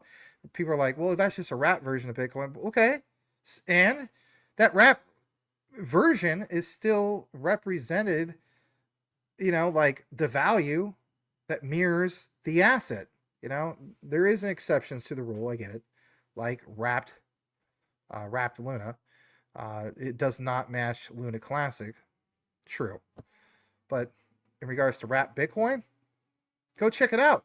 It does match, BTC. So anyway, there's always a catch and everything. All right, Stephen Barry. Hi, Max. If you're new to crypto and had $100 or 1,000, sorry, to invest right now, which would I long? Oh, for leverage? I'm not going to give you any advice on that, my friend. I'm sorry. There's a guy in the chat who will give you maybe a heads up. His name is Michael Cornwell, aka Elon Muff. And I know his name sounds like a joke, but he's a real person. He's my own person. He's a personal friend, work colleague, even though I haven't, done that in a while. But anyway, he could give you some tips. Mike, if you're still in the comments, maybe tell him about, was it BTCC, if I'm not mistaken? In regards to long. If you're not talking about long, if you're talking about long-term investment, then I will give you an answer on that. So to answer your question, I did it today. Okay. I basically bought a little over 14 more QNT, and on top of that, I also topped off my goal of XRP. Okay. I think I added like another, I think it was like 140, give or take, more XRP just to have a nice even number for my goals. So I don't know. It is what it is. If you guys are wanting to know how much it is, I don't care. On that one, I don't care. Some of these ones I do care. It's 10,000 XRP. You guys probably have a lot more XRP than I do, but it's 10,000 XRP. I feel as though 10,000 XRP is a goal that I've been trying to get to for a while, and I finally got to it. So I do feel glad about that. Some people feels like, oh, you have 50,000 XRP. It don't matter how much you have. It's about the long-term vision. Like, how many people are going to sell XRP at $10? How many people are going to sell XRP at 20 or 50 or whatever the case be? So, it is what it is. Some bags I'll let you guys know about. On some of the other ones, I'm like, like who cares, right? Like, is anybody really interested on how much, I don't know, clear pool I have? I don't know, maybe. Or, how much Luxo I have? I don't know. I still believe in Luxo. I think that's a slept on project. I need to do a new video on Luxo. All right. Bruce Tompkins Jr. Hey, Max. Hey, fam. Jasmy, QNT, hold the line. Thanks, man. Glad to have you here. Here's a dab. And generational wealth is a game of patience. It is. Fishing with Camo Joe. Hey, good to see you, brother. Hey, there's Han. Good to see you. Good to see you, Han. Hopefully you're doing well. And if you want to be a special guest again, whether it's on here or if you just want to join us on an X Space, because I think originally you wanted to do an X Space, you're more than welcome to join in. Again, I do an X Space every Tuesday with Channing and Sebastian, and sometimes Mind Crypto, and it is at 3 p.m. Eastern, noon Pacific. Okay? All right, awesome.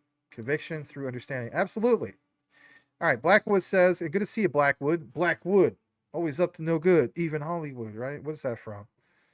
That's from California Love. That's right. All right, ZBCN and XBR going to rip like XCN. You know what? I don't know about the XPR thing. I got to research it more. I know I've been saying that for the longest time, but I'll say this: when Rue Black was doing his stream earlier about ZBCN and saying that's like the second chance of like XCN at these prices, that really caught my attention because I did miss the boat on XCN. But guess what? You guys have missed the boat on a lot of things that I'm personally into that you're not. So it is what it is. Anyway. And it's always going to be that way, right? There's always going to be things that I have that you don't, and vice versa. And that's not just me. I mean, anybody, right? It could be a meme coin, it could be utility, it could be DeFi or whatever, right? Max, sorry, this is from Doug A. Hey, I recognize you because I recognize your avatar. Thanks for being here. It's been a while, brother. I've always appreciated your work. Been managing a newborn kid, number 3. God bless you and your valuable work to the community. Oh, thank you, man. I hope to God someday that I could, I haven't given up on the whole thing of meeting the right woman. But thank you. And clearly, if you're on number 3 and that looks like a lovely lady, that, that's awesome. So thank you. Yeah, I would just be so thankful to be blessed with at least one or whatever. But it is what it is, and I'm never gonna give up on that. Even though I'm 43, I'm never gonna give up on that possibility. Moving forward, it's just through all the toxic narcissism of, I know I wouldn't mention that much, but through all of that, going through all that, it's like sometimes the Lord Jesus, he has you go through some stuff. So my point I'm trying to make is, moving forward, it's like whoever that woman is in the future, oh God, I'm so love and cherish her and respect her, and like it just. But at the same time, you got to have that love back. You know what I mean? It can't be a one-way street. You know what I mean? So anyway, I hope you guys have some wonderful people that appreciate you, whether you are male or female, right? There's some female listeners, and especially on Valentine's Day, right? So, all right, ISO TC307 key underrated, most overlooked, right? Absolutely. Said the Shadow knows, the Blackwood knows. All right, the QNT patents in USA, Japan, and China is huge. I agree. Bruce Tompkins Jr. at 9:03 p.m. says, God and Jesus first. Absolutely. Fam and crypto second. Max the GOAT. Ah, well, that's a nice compliment. I don't consider myself the GOAT. Some people tell me that, like, Channing, and I think Will Fixes said that. Some other people said that, but, it's just like gaming, right? You ever play a video game, you think you're the best. Like, I play Battlefield 5. I'm the best dart pilot out there. I'm 120-0. And then out of nowhere, somebody swats me out of the sky with a stupid Fliegerfaust, and I hate the Fliegerfaust, or the AA gun or something like that from a mile away, out of nowhere. I'm like, what the heck, right? Well, does that mean they just got cheap shot? Yeah, but there's always a better pilot. There's always a better player. There's always somebody better research, but I do appreciate the compliment. Thank you very much. Thank you. You guys rock. All right.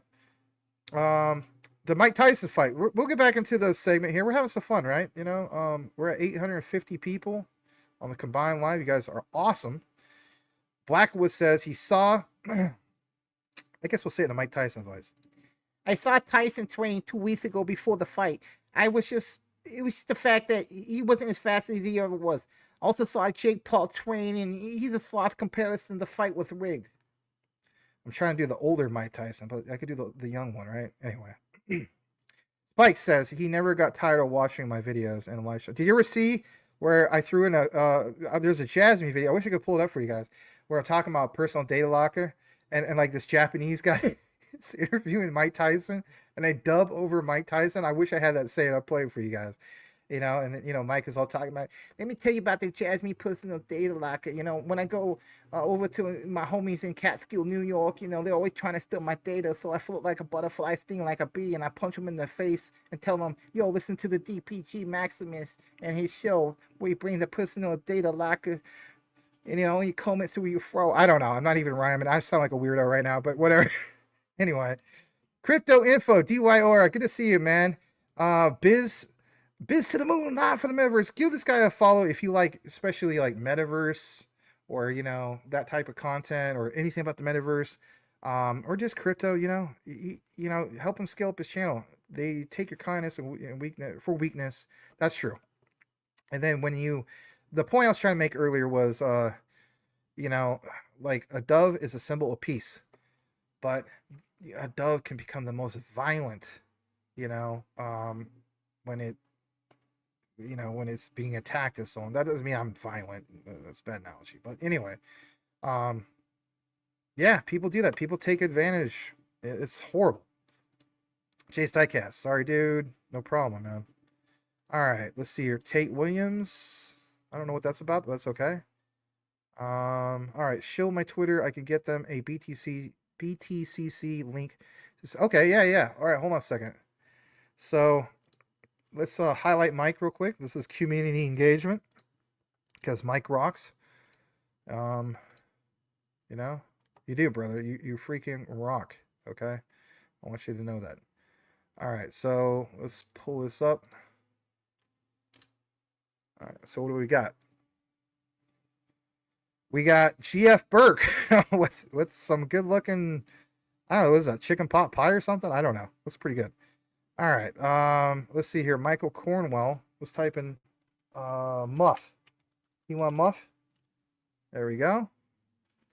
All right, so here he is. You can follow Elon Muff at Muff_Elon because his original one got taken down. Oh, great. Well, I don't want to post all that stuff right now. It's a little controversial, my friend. But nonetheless, give him a follow over at Muff_Elon, and he'll tell you about, you know, like what he's sharing right here, about the BTCC link to save and trading phase, okay? Because Mike, you know, he does the longing, and he's done very well with that. So, yes. All right. Your cards, I don't know what happened with that, but sorry about that. Gambling Texan, but we welcome you. 10K XRP gang. Gang. All right, thank you. Yeah, thank you. I appreciate that. You know, I have some friends got way bigger bags than that, but it is what it is. For me, it was a monumental feat, and I just didn't want to be a maxi just on XRP. You know, I wanted to be diversified. Obviously, Stellar, obviously Quant, Jasmy. You know, if it wasn't for this guy calling me at what was that in June? I think it was something like that, Mike, like a 2023. It was like, call me at 5 a.m. Oh my gosh, this is the reddest of red days, you know, other than the FTX. Maybe it was during the time of FTX. I can't remember, Mike, but whatever the case be, I think I had 400,000 Jasmy at that point. And then Mike Cornwell calls me. He's like, that's at 0.027. And then by the time I finally get to the computer and then, you know, placing my order, it went up to like 0.0032, right? But it was a back to truck up moment for 600,000 Jasmy to top it off over 1 million. And I was like, yeah, I'm gonna hold this, and I have an itch that needs to be scratched. It bugged the hell out of me. There's so many different interpretations of that $17 KPI target. Some people are saying like, max, that is not, but per token, whatever the case be. Let's say it's not 17. Let's say it's half of that. Let's say it was 5 or whatever the case. It would just bug the crap out of me. That in the white paper references 2026, and I know for a lot of you guys are like, I saw a couple people like, don't listen to this guy talking about 2026. That's going to be a bear market. Okay, I get that. All right, but also keep in mind that the Japanese calendar is different from ours. Okay, and we referenced this in the past when it comes to the the fourth quarter and lockups and so on. So my key thing is, it would bug me to get out too quick before something could happen. And especially if we're talking about real utility being put in motion with, real personal data lockers and the Jasmy secure PC, not just in Japan, but like, what if that went all over Asia? What if it went all over Europe? What if it went all over the world, or even here in the United States with the US version? Again, everything that's being built. Imagine investing into all the stuff that's being built and never seeing it come to fruition with your investment because you lost patience and you're like, it's never going to do anything. Yeah, I mean, I kind of look at it like debit cards. If that was the case, if we're going to be technical, I think we share this once with the research. I think the concept of a debit card was mentioned, I believe, late 1960s. Again, the concept, and then what's an example of any ATM, like period. I'm not talking about debit card, but like even just an ATM. Well, my all-time favorite TV show, because it like I could be depressed or bummed out or deal with a toxic ex-girlfriend. Sorry, where I needs to watch something to just make me happy. Three's Company. I mean, that show, it makes me laugh every time. I'm a huge Three's Company fan. It's my all-time #1 show. I even have the spin-offs, the Ropers, Three's a Crowd. I got them all, right? All the seasons, all that stuff. And I do watch it on my Blu-ray player to make it look nicer. Anyway, the point is, there's an episode where Jack Tripper goes to deposit his money in the ATM. Well, think about it. The show came out 1977, and I think on that particular one, it was like maybe 1978, 79, because literally the Janet character, she says something about Jimmy Carter's teeth. Well, he was president from January 20th, 1977 to January 20th, 1981. But still, okay, let's give the benefit out. Let's say it was 1980. Again, late 60s, that concept, then the 70s to build it, and then what? Like, I didn't even notice debit cards, really. And I know there's a difference between ATM cards and debit cards. So debit cards, like when I first really started seeing it, I think it was like maybe 95, 96. And how I know that is because I remember my dad with his Wells Fargo debit card, and it said customer since 1996. And then before he passed away, December 14th of 2023, even on his debit card, it was, like going down to the bank with him, the last few times we went, I think it was like maybe back in 2022, they would say to him, "Hey, Mr. Stanley, welcome. Oh, we see your customer since 1996." But again, my point is going from concept to, the ATM phase, and then the ATM phase with ATM cards to debit/ATM, right? That's a phase in itself. And then, now we're this next stage of, is the saying goes, Web 2.5 to Web 3. It's just like so many people, just like, oh, QNT price doesn't do much. Is the utility being really put to motion? Not really. Not yet. But say what you want. Did Gilbert Verdian and the Quant Network get all of that integration going on? Yeah. They rebuilt all this stuff. So why go through all the trouble of building it all and not being used? Why go through the trouble of having a universal standard, right? If there was nothing there. I think let's face it, that's where people miss. They just let that go past them, And that is part of doing more of your own research. This community that we have here, I will state this, and people have pointed out, one of the smartest communities out there. Because you do know about some of these things. You do know about the connections. It's not just because I'm providing it to you. We worked as a community. Whether it's this guy saying, "Hey, Max, taggies," or it was, this guy saying, "Hey, I tagged you," or, Dennis Lill or whoever. That's the point. Sharing real solid research. All right, let's go further down, okay? I know I went on a tangent. I do appreciate you, Casey Peel. Bless you as well. And Max, don't tell her about your crypto until you know. No, and if anything, I didn't even tell my ex the whole thing, because yeah, and yeah, that might have to be a thing moving forward. I don't know. I mean, Michael Jordan technically did it with his much younger wife. He had a deal of like, if you stick with me for a year, you would get at least this much. I don't know if you guys ever looked into that. What's her name? I forgot the lady's name. I mean, she's pretty gorgeous, but um, and then it turned out his wife actually supposedly loves him, and they had kids, but he had a somewhat of a prenup where it's like, in year one it's this much, in year two, and if you make it to year five, it kind of scales up. I don't think there's necessarily anything wrong with that. I mean, he's Michael Jordan, for crying out loud. Like, he had to protect himself, right? Um, anyway, I think her name is Frida, right? Frida something other. All right, I'm kind of getting a stuffy nose for some reason. I think I know what happened. A lot of wind came down the chimney, and then it's just uh, I have a tree, and it's kind of like so full of pollen. You guys have trees, where your house is and so on, and then like you go outside and there's just like buckets full of pollen, like just crazy amounts. Like how like some of you guys live in up north, and you got to do the whole snow shovel. Like for me, it's like crazy amount of like pollen where I could probably fill up, like, no exaggeration, probably like 15 wheelbarrows full of that stuff. And sometimes it just causes my allergies just like, whoa. Anyway, so sorry if I sound a little choked up. French onion soup? I don't know where you guys are going with that. All right. What are your thoughts on the new Decent Wallet update for the app? Um, you know, the way I look at it is just more support. I know they wanted me to do a highlight about that. I might, because I know even the team was like, "Hey, you need to change up your commercial a little bit," and I get it, but I just like because it's 30 seconds right to the point and so on. But I will give you more of my thoughts. I might just do a proper, little update about that. But do you have any thoughts? Let us know. All right, gotta knock. Yeah, come and knock on my door. Yeah, yep, absolutely. It's just a fun show. I love that show.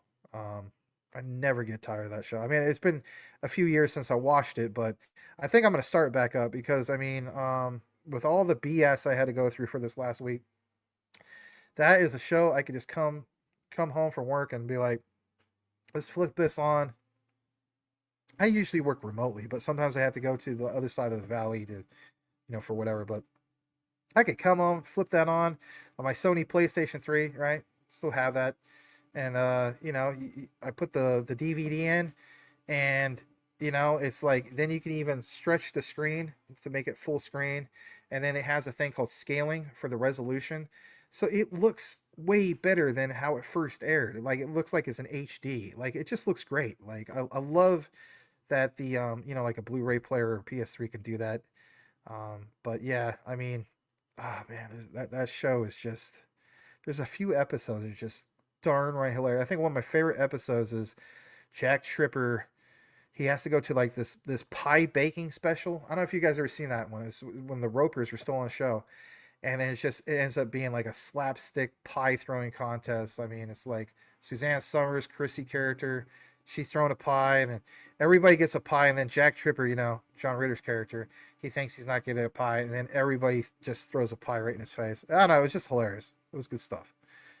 All right. What does that have to do with crypto? Nothing, Max. You just got to talk nothing about crypto. You're not allowed to talk about this other stuff. I don't know. I remember how it used to be like. I used to have some people in the comments one time, or like they come in after like on the replay. Oh, I'm just here for this. Nobody cares about that. I'm just thinking, geez, man, some of these people are really like, geez, like, you crazy. Nah, I don't want to take nasal spray. I hate to say this, like, was it Afrin? You can get addicted to that, and then it just keeps your nasal passages just too wide open. I got to the point where I was so dependent on that, and then if I went to a friend's house that had a dog, and I love dogs, I would just flare up like crazy. And then once I got off of that, then I was no longer allergic to dogs, because you think your nasal, everything is wide open all the time, so it's like your natural immune system. It's just. I know it sounds kind of gross, but it's like your nose. I mean, think about it. You got a little filter system there. It's with the hair and stuff, and it's just wide open all the time. I mean, The only time I want my nose to be wide open like that is if I don't know if you guys ever been to like the Oregon coast. Maybe there's other coasts like it, but I don't forget the Oregon coast. You want to breathe fresh air, like just gushing air. I mean, go down to Lincoln City. What was it, Newport? Man, I mean, it's just all that salt water is just gushing, and you just breathe in it, and it just clears you right up, right? Anyway, all right, I need to get back to the coverage because obviously this is really truly WrestleMania. All right, you missed the Jasmy news quick update. No, I'm not gonna do that. I'm sorry. You will see it chopped up in chapters later. Because it's not really a quick up. It's too much to explain. Otherwise, I give it to you. And I'm sorry that's disappointing. Trish, hey, well, Trish, welcome back. I'm kind of wary of Ledger since they are able. Yeah, I switched from them to Decent Wallet, and some people worry about like, well, what if you get, you pay for one, you get in the mail, like, are you getting something that's been tampered with? No, with a Decent Wallet, basically speaking, you have to be the one who creates the seed phrase, manually speaking, so I know some people have that kind of that fear. You like Tangent? Yeah, I could have went with him. I originally, I kind of will tell on myself.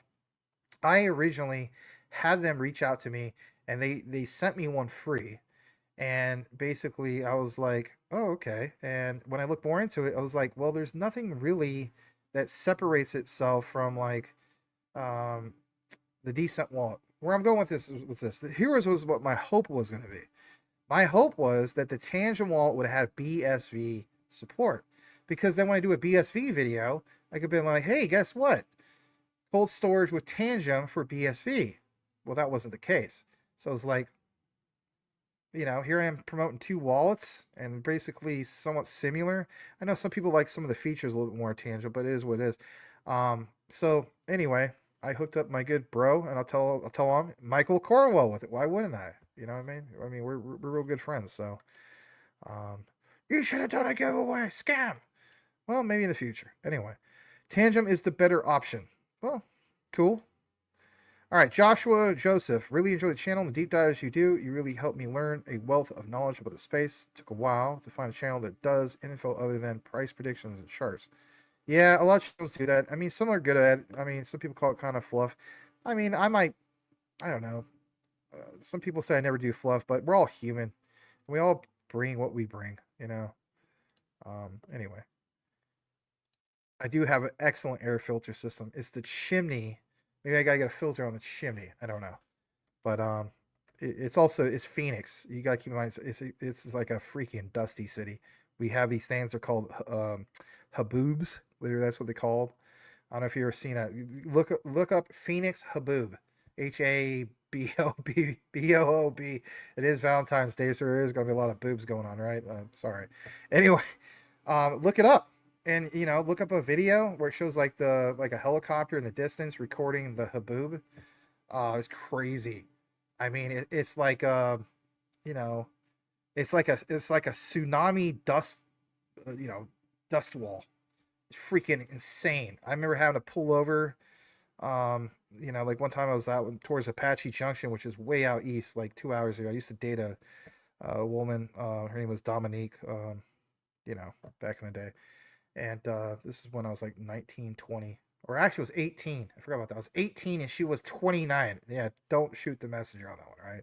I was young, but anyway, I was dating this girl for about 3 months, and I was a laborer, and I had a 77 Impala. Right, that was my first car ever. It was a 2-door, and anyway, long story short, as a laborer, my whole paycheck went to gas. We complain about Ethereum gas fees. Went to gas, and then also buying our tickets and our food and everything. And that happened every week.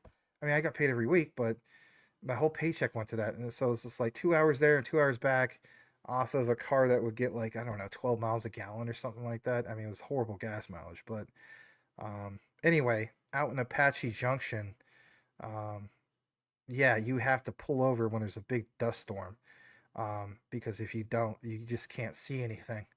And then if you're out in it, oh man, it is the worst. You get it in your ears. and then you get home and you take a good shower, you're still like, it could get way up in your ears. And then you have to go see a doctor, and they have to take that thing, the, what do they call it, ear lavage. You don't want to, some of you guys probably relate, you've been in a dust storm, but some of the Arizona dust storms are brutal. Pretty bad. All right. Crypto Otaku, give him a follow, watch his show. He has a good, I know we talk about charts and stuff, but he does a good job with charts and whatnot. Good to see you, Crypto Otaku. I stopped by earlier. Thank you for being here. Always buy your wallets directly from company website. Do not buy on Amazon or true. I mean, some people are like, oh, it's factory sealed. You don't know if they just use their own seal, right? But in reality, here's the thing. If it is a decent wallet, you're still gonna need to create your own seed phrase. But I don't know, maybe some people feel as though, well, they could have put some kind of chip in there. I mean, that's a good point. You do? Awesome. I'm glad you do. All right. Max on his rants again. Thank you. Tangent ring is cool. Yeah, I've heard good things about that. All right. Can you get a top of the line air cleaner? I could. Or I could just buy more crypto, right? And stop complaining about having the sniffles, right? I don't really have too much of sniffles. Did you talk about HBAR and all? Yeah, not yet. So it's going to be the last bit of quant, or not quant, the last bit of the thing of, if we ever get to it, if Max will stop reading comments, right? The last part of BRICS, of the BIS saying no, and then Trump saying no. And then on top of that, this HBAR discovery. So yeah, you're like, nope, right? Yeah, it's insane, man. I am so happy to see you, Blackwood. Every time I see you in River, I always think of, like, you know, you guys are the broskies, right? Like step brothers. And then for some reason, like I pointed out before, whenever I see Tim Shea and Brian Dowie, aka Cheese, I'm like, those are the other two step bros. So when you guys are all here, all four of you, I'm like, that's cool. That's really cool. All right, last comment before I kick it over to back to the news. Joshua Joseph, curious how anonymous we are with having a Tangent wallet versus a ledger. Okay, we can't really answer that. Also, if Tangent is more likely to be quantum hack resistant, that's a good point. Wonder if that will be the Black Swan event we get. I know this much. I'll have to double check with Channing, but he told me a while back that he spent a lot of money for, like, the best, in his opinion, like the best of the best, like quantum resistant cold storage thing. And I was like, I'm satisfied with the decent one. Well, of course you are, Max. You promote them. Okay, fair enough. But whatever case be, I'll mention to him that you guys are kind of asking about this, and who knows, maybe he'll do a video about it. But he does have one that he spent a hefty dime on that he loves, and he just feels as though, like, this is the most secure or whatever. Who knows, maybe he promotes that. So I know that he's probably going to promote the decent wallet too, so which is cool. Hey, look at these two. Look at that, and look at that. That's right, the broskies are back. Yeah, it's also good to see you guys. It's been a while, you know. I just got in the mood. Sometimes music allows me to also get in the mood. And with that said, before we kick it into, you know, the QNT segment, just in case you missed it, maybe this will push you back in the mood for some hardcore alpha research, to say the least. And so, with that also said, smash that like. Let's see if we tick up to 900. We're currently at 128 on YouTube and 766 on X. For a combined total of almost 900. So, yes, subscribe if you haven't done so already. Support these people in the space that are part of the community, whether it's Rue Black, Shane Harrell, Will Fix, Adam of Vibra Finance, Underdog of the Underdog Research Channel, and also Rob, aka Crypto Future 99. So, here we go. If this don't put you in the mood, nothing will. Here we go.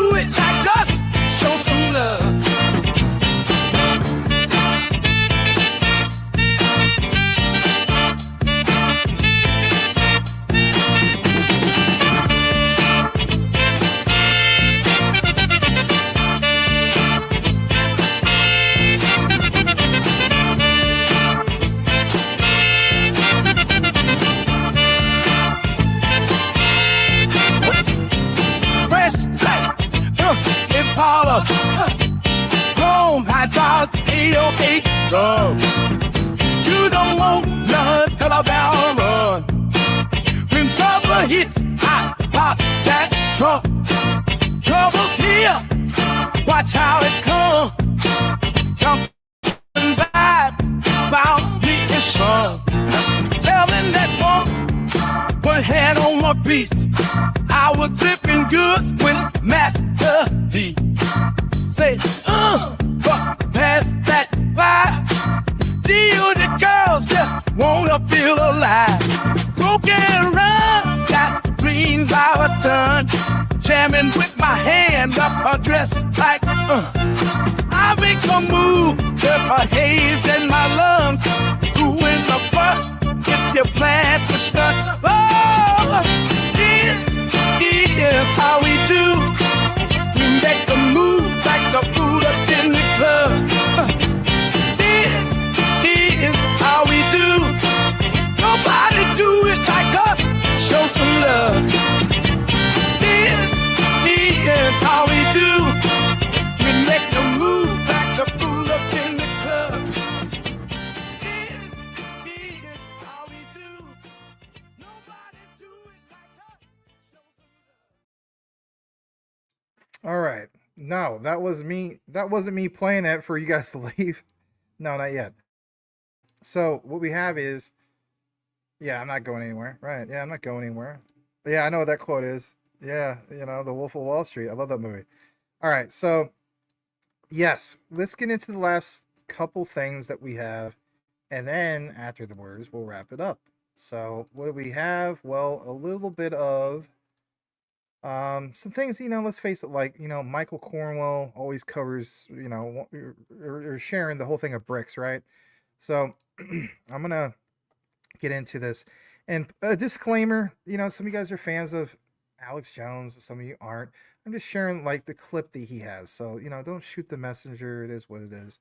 But yeah, let's get into this for just a brief moment. So on the screen, what does it say? Breaking video. Trump says BRICS is dead. Flat out dead. Is this true? Well, draw your own conclusion. I have my other key takeaway, a continued full-length version this time of the original clip I did with Shani in our deep dive collaboration in regards to, you know, the Bank for International Settlements saying no to BRICS, Augustine Carson's announcement, right?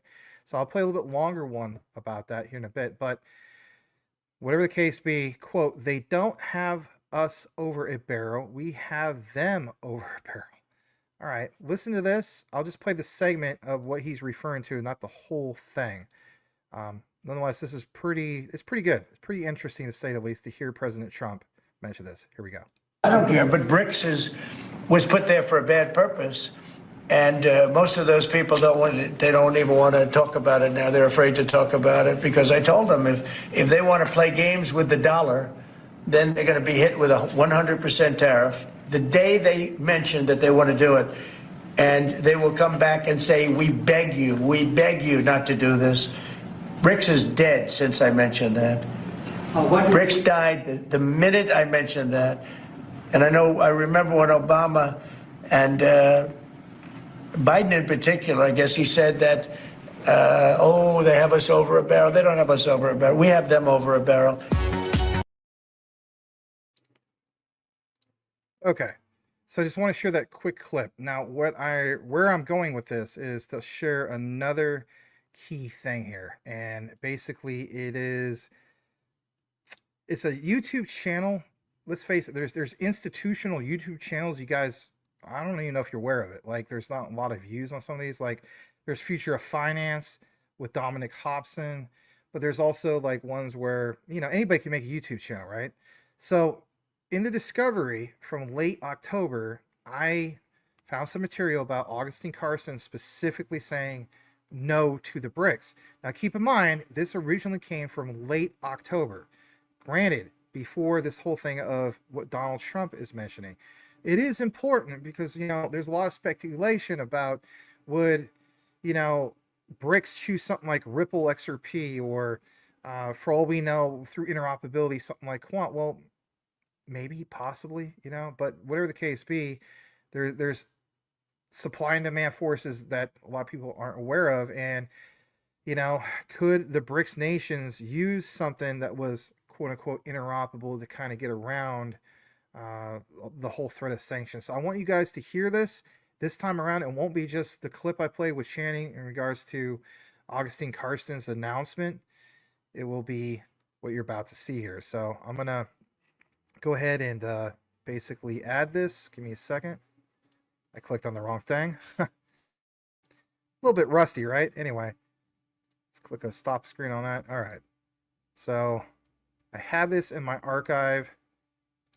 Let's just pull this up. When I chop this up later, it'll be a little bit better. All right. Check this out for yourself. Here we go.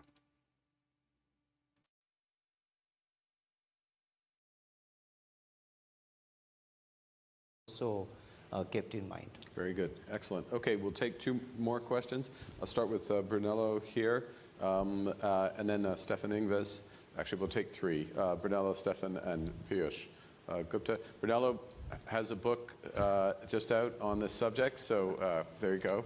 Available today, right? Yes. Yeah. Okay. On Amazon or Yeah. in UK bookstores. Okay. Actually, on the Commonwealth. So two questions, if I may. One macro, one micro. So on the macro, so as a bit of a segue to David Marsh on the BRICS currency, we all kind of agree that this is not going to happen anytime soon. It's not even an idea, because where would you put the central bank? Moscow, Brasilia, so it doesn't make sense. However, there's an interpretation of it that could be a bit more interesting, which would be China building the rails, to use Andrew Bailey's definition, along the Belt and Road Initiative countries, and then having the renminbi all over other countries running on those rails. So the geopolitical aspect of CBDC, that would be my first question. The second, on the micro, Governor does talk about anonymity, but in reality, CBDCs would probably protect only privacy. But even privacy is not enough. Some critics of CBDC says what they really fear is that once they adopt CBDC, the government can decide itself to shut a person out of the system, given the programmability. So how would you respond to that kind of critic? Thank you very much. Thank you. If you just pass the mic down to Governor Ingves. Well, first of all, let me say that this is a remarkable panel, because I started talking about these things about 10 years ago, and it would have been absolutely impossible then to discuss the way we discuss today. And kudos to all of you, because back then, basically, I was told, can't you just tell your citizens to use physical cash and stop it? And the answer to that is no. But that's not really my question. My question is the following. Actually, what we are talking about here is fiat money. And fiat money is actually decided not by central banks or created by parliaments ultimately at the end of the day, because otherwise you just don't know what you have. And in that environment, it took us a long, long time, going back to the late 1800s, to come to the conclusion that in most cases, and that was in a world when everything was on paper, it would be okay for the central bank to be the sole issuer of physical cash. Now we're moving into a world where everything is going to be digital. And that, of course, raises the whole issue of to what extent it should be possible for the general public to hold fiat money in the form of digital central bank money. And who is to decide that? Is it the political system, ultimately, at the end of the day? Or should it be up to the central bank themselves to come to the conclusion, no, just let's ignore providing the general public with digital currency? Thank you. Okay. And Stefan, if you can hand to Piyush, please. Hi. Thanks. If I had to very succinctly try to define the differences, the commonality, everybody agrees there's power in tokenized money. You can program it, it's atomic, real-time settlements. The subtle difference is, Governor Das says, let the central bank do it. Governor Bailey says, let's put a threat on the table, have retail CBDCs just in case the private sector in its rent-seeking capacity doesn't want to innovate and doesn't want to do it, so let's have it in case. And Augustine says, let's lean in and help the private sector use and tokenize commercial deposits to create something. So end game is the same, it's just three different approaches to how you might want to deal with it. Now, I tend to believe that what Augustine's suggesting works. In Singapore, we have programmable money exactly as you have, sir. We have purpose bond money. We have the government payments going. We have tokenized government. But MAS has leaned in to help us create that with commercial deposits, tokenizing commercial deposits, as opposed to issuing direct central bank currency. So my question actually is more to Governor Das. Why would you believe that the commercial banking sector would not lean in and would require and necessitate the central bank to take that step? Okay. Great. 3 questions. If you want to comment on the BRICS thing, you can comment, but you don't have to. Let's put it that way. A core question about access, controlling access to the system. Is that a risk that comes up?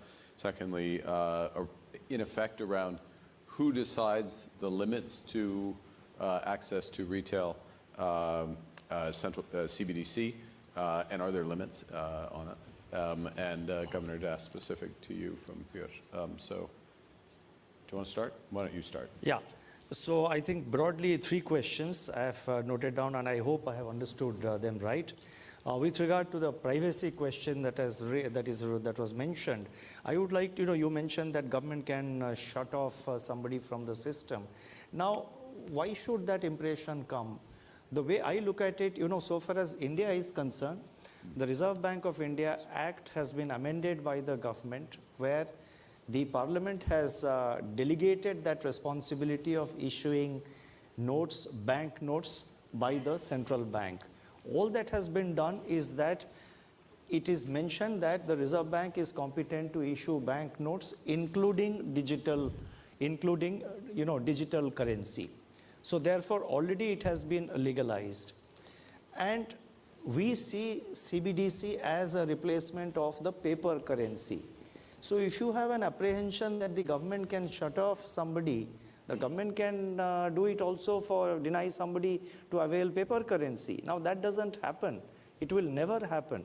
And you have a legal system. Why should, there has to be some basis on which government can do. It cannot just be a, discretion left to the government. So that is one point. Second thing is with regard to Stefan's point, you said that fiat money is created by parliaments. Absolutely right. But it's a delegated function so far as the central banks are concerned.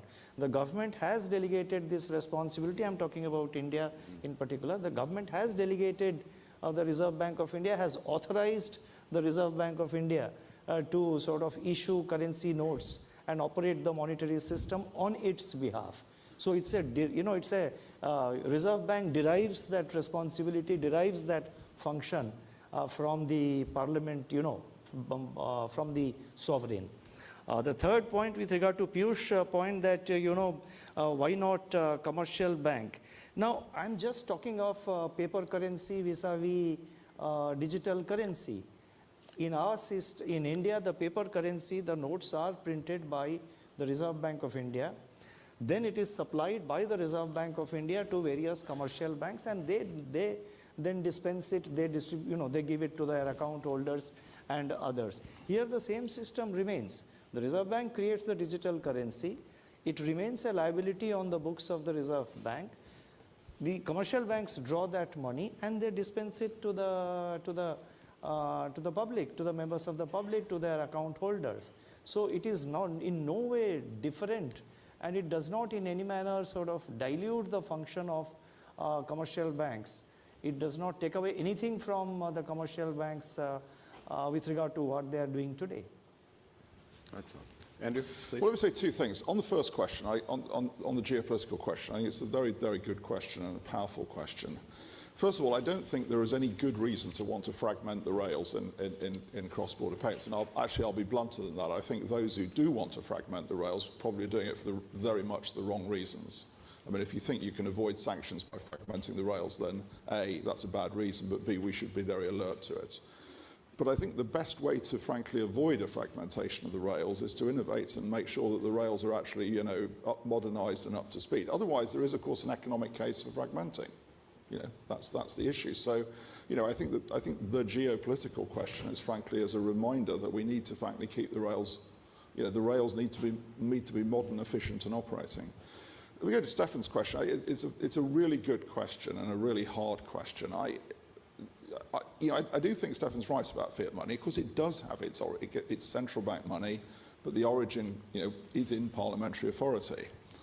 And I think it is, you know, we've all in our design of retail, well, certainly we have in our design of retail CBDC, and I know the ECB has said we really actually would set a limit on holdings, and that's to do with the risk of disintermediating the banking system, really, which we don't want to see. Now, I have to say, I'm going to say two things on that. First of all, I know I'm probably a bit sad in this respect. To get into this question, I went back and reread Friedman and Schwartz. Actually, it's quite good to read because, you know, what you get reminded of is, you know, what happens if you have an unstable world where, you know, money shifts between, you know, the commercial bank and the central bank world, and that was a characteristic of certainly the 19th century US system, and it was very unstable. But I think the question, you know, the question that I do have is, if we went down this road of limiting public, you know, probably setting limits as we have said we would, what exactly is the authority for that? I mean, it's an efficiency and a risk question, response, I get that. But what exactly is the authority to tell the public you can only have so much central bank money?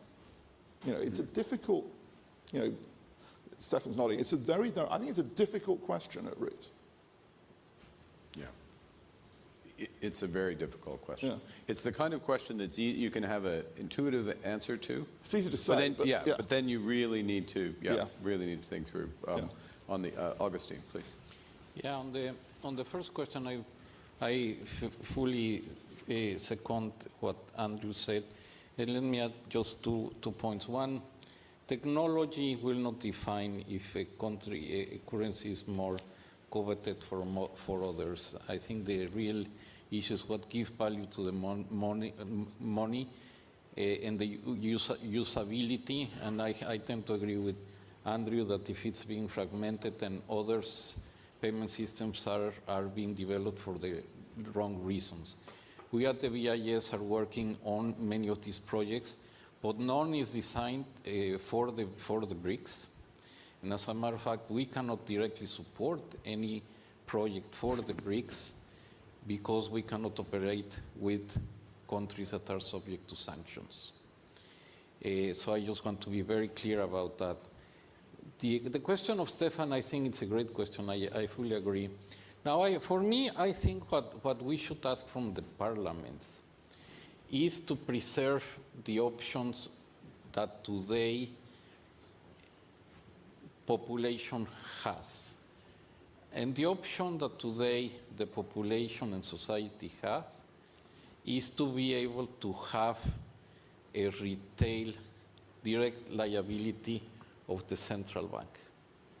Today we have it in the form of cash.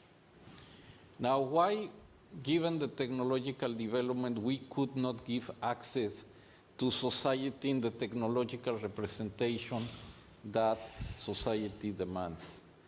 Once you give that option to society, then it will be a matter of competition as it is today. Having in mind that there is commercial sector and there are others that really will be striving to become far more competitive than central bank money. But I think it's very important to give that options to society. Otherwise, I think the role of the central bank would put into question. Fantastic.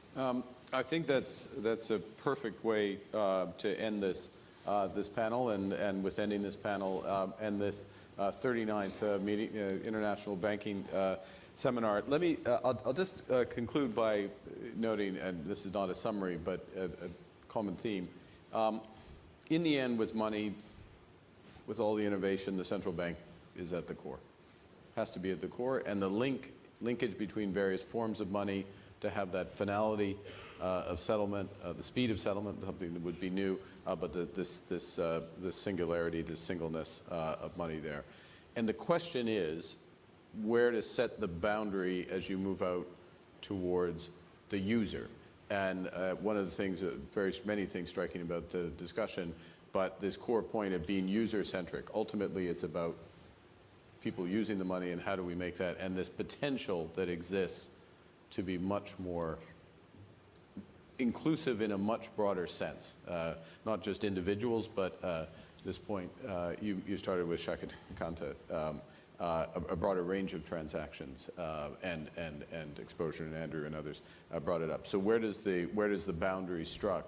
And I'll just compliment the panel, because the commitment, not just the technical expertise of them and their institutions, but looking to find the way to set that boundary that allows for that competition and innovation to happen, so that the users get the users, the citizens, our colleagues around the world, get exactly what they deserve from the financial system. So if you join me in thanking the panel, and then join us for...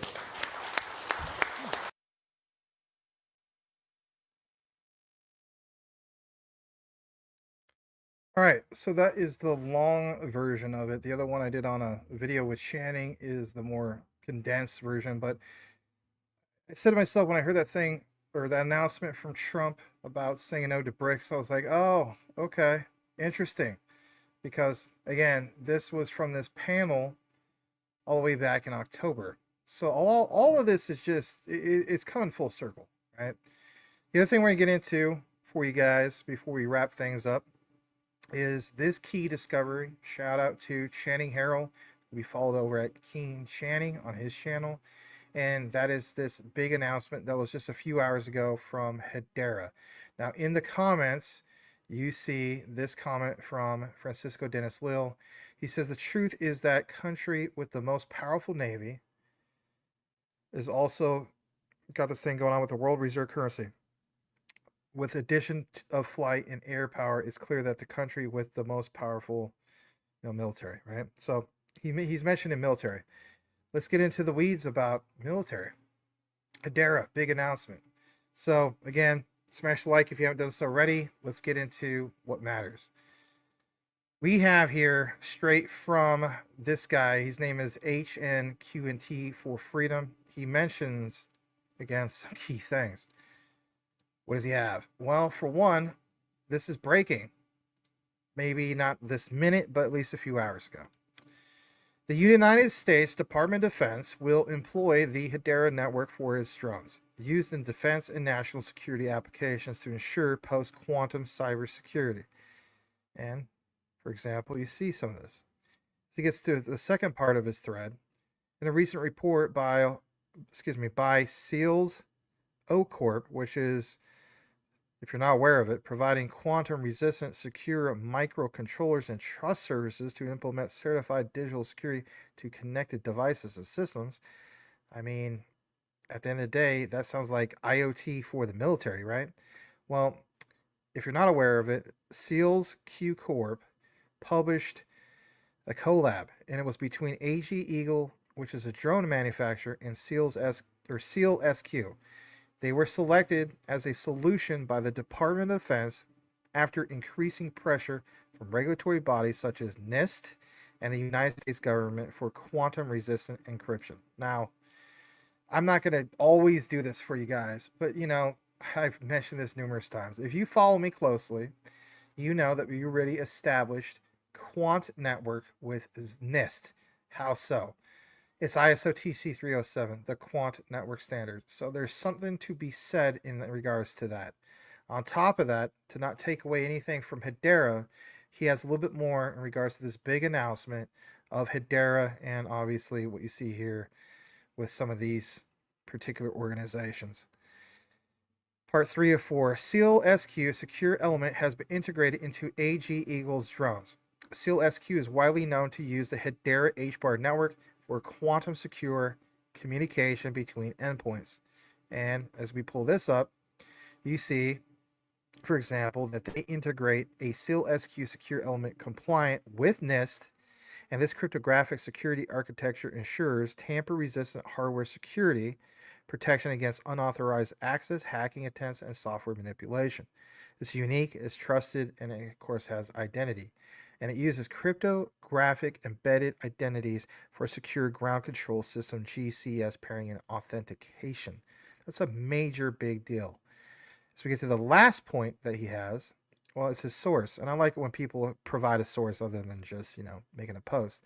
But here it basically is. Let's take you over to there, and it's sealsq.com if you're wondering about that. And basically, what do you see? Well, as we blow it up, we'll pull it at, put it at 150%. It's announced as of February 11th, not that long ago, right? We're at February 14th as we speak.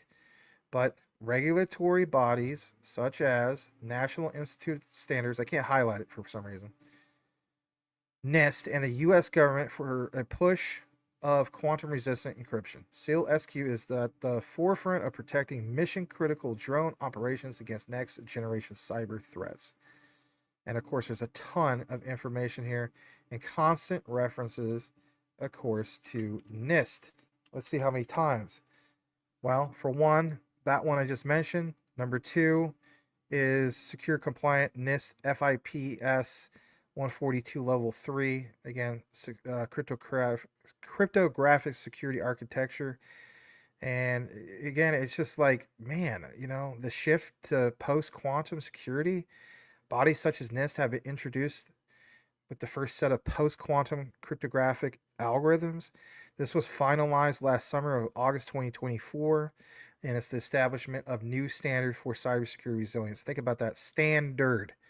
NIST is part of ISO TC 307. I think this is a major deal, and if anything, in the next X Space, I think we'll give this an honorable mention, Sebastian, who is our honored guest who is in the live show in the comments. So I do definitely think this is a big deal moving forward, and I know where you guys are going to be going with this.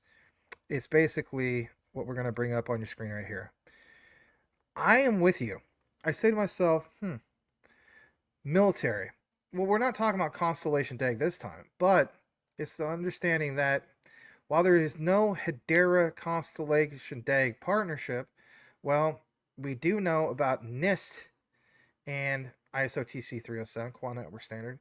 We also know about Quant and Constellation DAG. And again, the video that you're looking for that mentions some of this specific information is the key discovery in the chapter with the collaboration with Channing Harrell about Constellation DAG Telegram conversation referencing Elon Musk and, of course, this whole thing with military moving forward. So that's established. But again, back to the whole thing of Hedera and, of course, the military.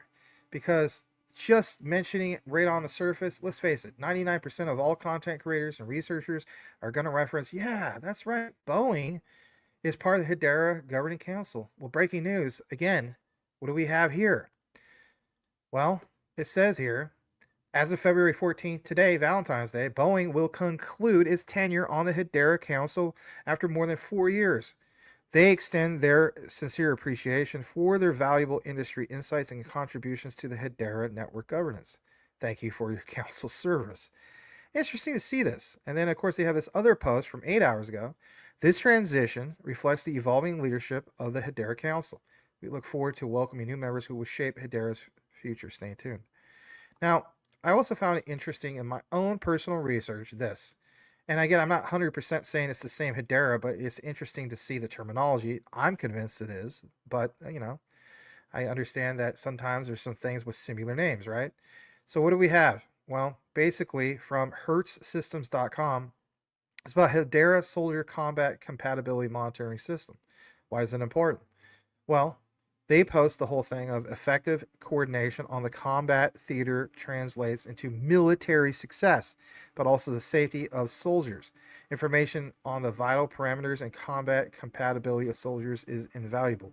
Collecting an efficient transfer of such data to the command center is particularly difficult in combat conditions. The Hedera system is the answer to such needs of the armed forces. It is a system for monitoring soldier combat compatibility designed to be used in BMS and BF type systems. And you got some of the things that are part of, let's face it, you could call them Internet of Things: pulse, breathing rate, body temperature, body position, and activity. So they have these ECG sensors, and again, look at it. technologies used in the production of Hedera system, Arctic circles, all sorts of stuff. Data transfer format is developed in accordance with NATO standards and the Polish defense standards. So, I mean, I think this is a big deal moving forward. And to top it off, well, do we have anything that kind of references anything about, you know, drones or anything like that? Yeah. Back in January of 2022, Neuron leverages the Hedera network for drone radar systems in a UK government-sponsored trial. And we know the UK government connection with, obviously, Quant. So I think that's a major deal moving forward. And that's, basically speaking, is the quick update for Hedera. So we'll look more into this. But I think it's the timing, you know, understanding that basically you have a key player, Boeing, who is that military connection with the governing council, and now they're gone. And then on the same day, the announcement of what you see in regards to Hedera and obviously the whole thing of, you know, the United States Department of Defense employing Hedera network for its drones. Big discovery. Shout out to Channing with some of the findings and the research. Give him a follow for crying out loud, or his channel at King Channing. So with that said, I'm going to check out the last bit of comments, and then we will definitely wrap up the show. All right, so I'll read this from Vidcian Files, Vidcian Files. Excuse me if I'm getting a little tired. It's been a long day. They need to back the dollar again with old. Yeah, listen, a heads up real quick. You know, I shared this with another one of my deep dives. I think it was with Will Fix. It was David Schwartz's new interview. He mentions by name the whole thing of gold backed or gold standard in a particular bank in New York. I think it might be the New York Federal Reserve. I can't remember. But it was interesting to see him say that in regards to not Ripple, but RLUSD, right? Because we know that when it comes to fiat money, especially the US dollar, the biggest complaint is, you know, can we get back on a gold standard? You know, is this the new shift? And now it's like, yeah, there is a shift. It's you know, the whole digital fourth industrial revolution. You know, is that the true flip of the switch? So I thought it was interesting to hear his conversation about, you know, gold, right? Especially with RLUSD moving forward. Yeah, if you're referring to the guy on the far left in the blue suit, I think that's who you are talking about. I would agree with you on that. Yep, it is. All right, Sebastian says, can you imagine owning one HBAR gives you control over one? Yeah, that's kind of crazy, right? Joshua Joseph, thank you again for being here. Looking forward to getting Seal Coin when it comes out. I know they had a pre-sale at Davos. That's crazy. I didn't know that. That's something new I'm going to have to look more into. Bought a bunch of shares. Oh, that's bullish in itself. I have to look more into that myself, for real. QNT authorized will begin quantum resistant. Yeah, you're right about that. And I think it's just inevitable, Sebastian, that, you know, we will learn more about Quant's, you know, the side company that's not even called Quant, right? You know, Humanize from Securitize, right? Or Securency from Humanize, right? That the other product. We done the research. We know with the discoveries, even on the Wayback Time Machine, there is a solid that is basically Quant. All right, Sebastian says, "Sup everybody? Hey man, this is my brother in the space, guys. You know, please send him your love, give him a follow. I'll give a plug for his X real quick. I think it's the right thing to do. He is the host, by the way, if you guys want of our X spaces. They're every Tuesday, and here he basically, I think we have him. And that thing of what's his name? You know, Ben, right? Ben Armstrong is definitely trending. BitBoy Crypto. All right, so here's Sebastian's page, and he can be followed over on X at SEBAS P49 474 734. Okay, or you can just type in like Sebastian like this and maybe QNT, and maybe it'll come up that way. But I would just always advise to just do it this way. So he is the host of our X Space. He's an awesome guy, and we love him. He's a great guy, and he brings us an excellent outline every week that's easy to follow. And come join the space, be part of the community. Have a moment to come up on stage. There's no pressure. Nobody sees you, right? It's kind of like radio format. It's kind of like a town hall in a way, right? But nobody actually physically sees you on camera. And yeah, any questions or you just want to say something cool, Sebastian will recognize you. I also co-host it when I can. I'm usually there. Sometimes I'm not. But yeah, our brother in the space also, Channing, is also there. But yeah, if you put in a request that you want to come up and speak, we usually allow people to come and speak. And the shows, it's not like this. It ain't no 4-hour deep dive, but they are usually about an hour and a half. We don't normally go more than about an hour and a half. We realize that that's the max. So sometimes they're an hour, sometimes they're an hour and a half, but it's every Tuesday at 3 p.m. Eastern, noon Pacific. So if you're, across the pond or in Asia or Australia or wherever you're at, just look up 3 p.m. Eastern and convert it to your particular time. But that's on X. And, like I mentioned, I'll put this up real quick. Like myself, I haven't done this in a while. You can follow me over at DPG Maximus on X. Okay. So, glad to share his channel. Or his X, I should say. All right. Ada Bartor, is it already 3 hours online live? What's it all up? That's all in short. Sorry, not doing that, man. I'm about to go. That's when I know it's time to go.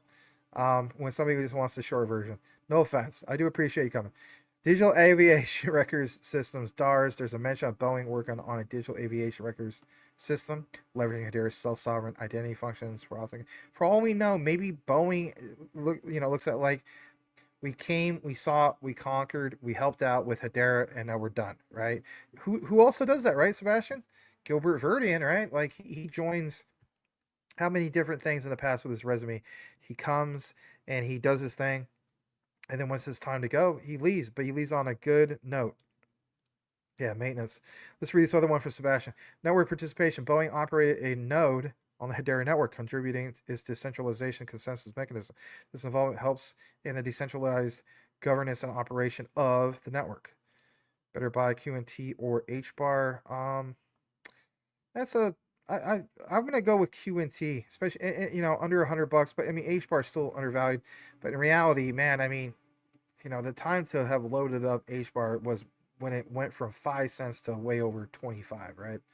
So I'm gonna go with QNT, especially since it's still under $100. My crypto is a regular. That's true, and I did give him his flowers earlier, right? Seal SQ Bulletin News Board says sometime in June, July, the Seal coin will be public. Great show, man. Glad I could catch it. Hey, thanks, Esco215. Roger Solomon, he thinks that Ripple is also part of a more controllers world incoming social credit. A score connected to your wallet. Ripple already has ID system too. My thoughts. I think pick your poison. I mean, that stuff is coming whether we like it or not. Don't be a person that gets flooded out of real gains. I kind of gave into that narrative before in the past. Years ago, people used to say, don't get involved into BTC, the whole thing of it's tied to the Silk Road. You don't want to get involved in drug trafficking. It's like, hello, we interact with cash every day. What are we going to do? Not pay our bills? Hold on a second. This might have bad juju too. I don't know. Does Polo got something bad juju? Might. I don't know. Maybe this hat was made at a sweat lodge, or a sweat factory or whatever in China. I don't know. So I'm gonna do take off my hat, get rid of my headphones, walk around naked inside my house, right? Because everything's got bad juju. Not drink the Nestle Quick for my milk chocolate, my chocolate milk or my strawberry milk, or there's always going to be something, man. Nike's on my feet, keep my cipher complete until somebody says otherwise, So it's just pick your poison. But fiat definitely has more ties to all the bad juju compared to this stuff. But I get where you're coming from. And it's all good. There's nothing wrong with asking some of these questions. But even Quant, talk about the ID system, DID, digital ID, Jasmy, you got my number card thing connection. Pick your poison. Is it poison or is it good stuff? You know, so that's an answer you're going to have to draw to your own conclusion about. Sebastian, utility crypto bull. Looking sharp always, Sebastian. I like the shades, you know, the outfit. So I said this to, I'm going to tell on you real quick. Sebastian, I said to Channing, a phone call. I said, have you seen Sebastian's YouTube avatar? He goes, no. I said, I'm calling it right now because I have a friend who's Dutch, right? Man, you guys are some tall people, man. So I'm going to call it, I'm going to throw out a guess, Sebastian. I'm going to say that you're around 6'5", 6'6". Let's see how far off I am. I'm going to laugh at you like, no, bro, I'm 5'4". I'll be like, wow. All right, anyway. QNT 100% all supply is in the open. Sebastian says, Maximus is our research goat. Thanks, man. Glad to know you, brother. Well, I don't consider myself the goat, but thank you. That's quite the compliment. Roger, thank you. Appreciate it. That's a good laugh. 187 centimeters. All right, hold on. Let's do one last thing. CM to inches. Or to feet, I should say. So 187. So 73.622 inches. Okay. All right. So 73.622. All right. So then inches to feet, I guess. I should know this at the top of my head. All right. So there we go. You are 6'1", Huh. Well, I was off. I was off about 4 or 5 inches. So you're about 6'1". Interesting. Well, I'm 5'10", so you got me beat, my friend. All right. Well, yeah, about 6'1", something other. You know, I'm not 6'1". I always wish I could have been at least 5'11". That way, if I got 30 length on my pants, it would have been perfect. But, you know, I do have Levi's that are 5'9", and they make a 29, and those fit perfect. I don't have to get them hemmed. All right. All right, you guys rock. We almost made it up to 1,000 on the live, right? 875 on X, 108 on YouTube. And to keep this crowd on YouTube, even 4 hours in, you guys know what you have. You know why you hold it. The research trumps FUD 110%. We will play the last 2, maybe 3, because some of you guys do like, you put in requests. Can I get a little bit more of the soundtrack? Absolutely. We'll play 4, maybe 5 of these, and then we'll wrap it up. And this is it. Smash the like on your way out. And later on, these will be chopped up for you guys in proper thumbnails and so on. Again, please give a follow to our brothers in the space, especially Channing Harrell, who's trying to get monetized on his channel. He's really scaling up. His channel is at King Channing. Follow my brother in the space, my brother in Christ, Will Fix, at Will Fix on YouTube. And on X, he's at WillFix7. Follow Crypto Future 99, right? Does an excellent job covering Jasmy, XCN. I'm not into XCN, but I know a lot of you guys are. He can be followed over on his channel, which is Crypto Future 99. His name is Rob Mass with 2 B's. Also, Black Rue on YouTube and X. That's the same one, at Black Rue. He is Rue Black. Also, follow Underdog of the Underdog Research channel on his channel.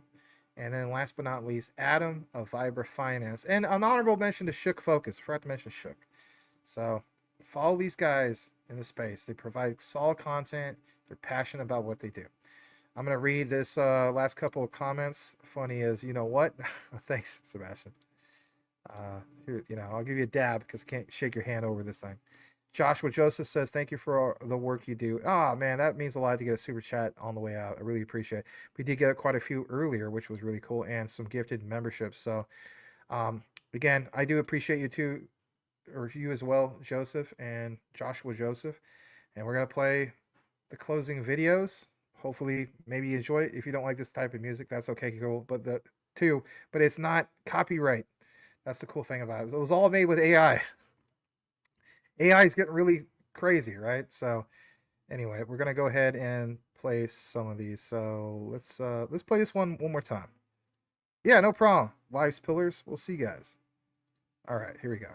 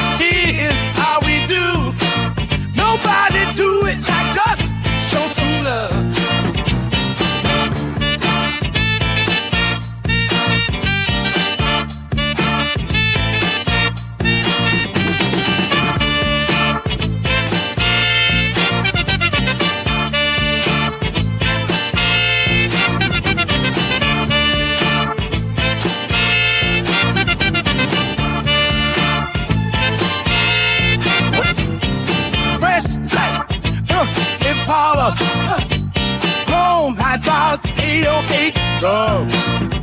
You don't want none, hell about run.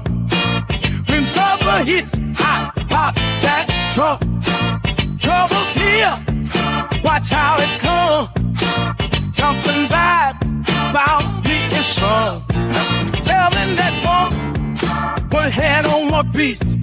I was flipping goods with Master D. Say, but pass that by. Deal the girls just wanna feel alive. Broken run, got green by a ton. Jamming with my hand up her dress like, I make a move, there's a haze in my lungs. Doing the fuck if you plan to stunt. Oh, this is how we do. We make a move like the food up in the club. This is how we do. Nobody do it like us. Show some love. This is how we do. We make a move like the fool up in the club. This is how we do. Nobody do it like us. Show some love. On prime side, the New York Times side, staying alive was no jive. And second-hand moms don't scold old man. So then we moved to Shaolin Land. A young young block and to go to logos. Only way I think in the G off was drug news. And let's start it like this, son.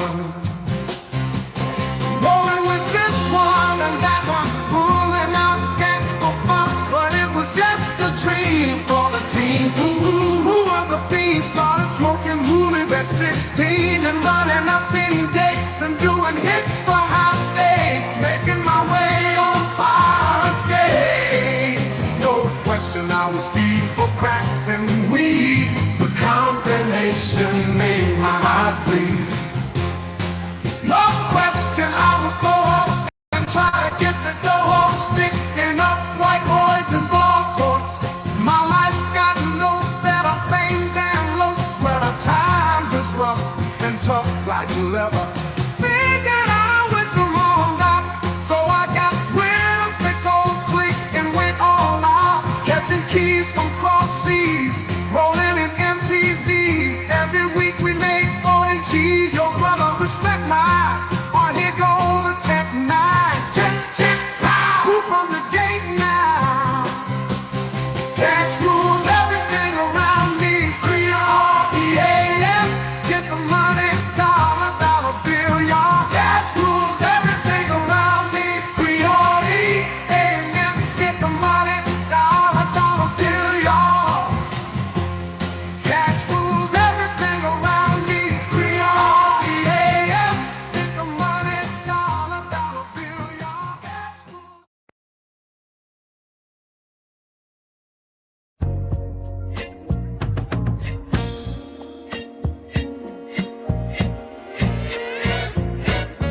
Drop the top and let the sun shine in.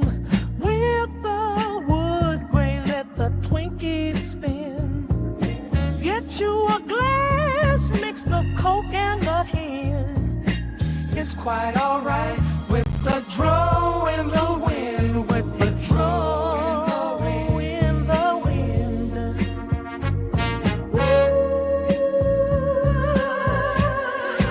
Got me a 73 Chevy, put dubs on that bitch. Candy apple green, niggas loving this shit. And when I'm in it, I'll act a fool. You don't like how I'm living, bitch, fuck you, that's right. I'm a rude ass nigga.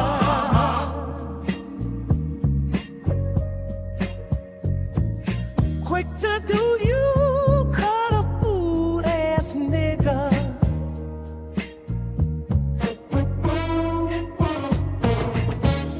Weighing in at about $1.65, and a nigga can fuck, plus the boy gets live. That's right. You know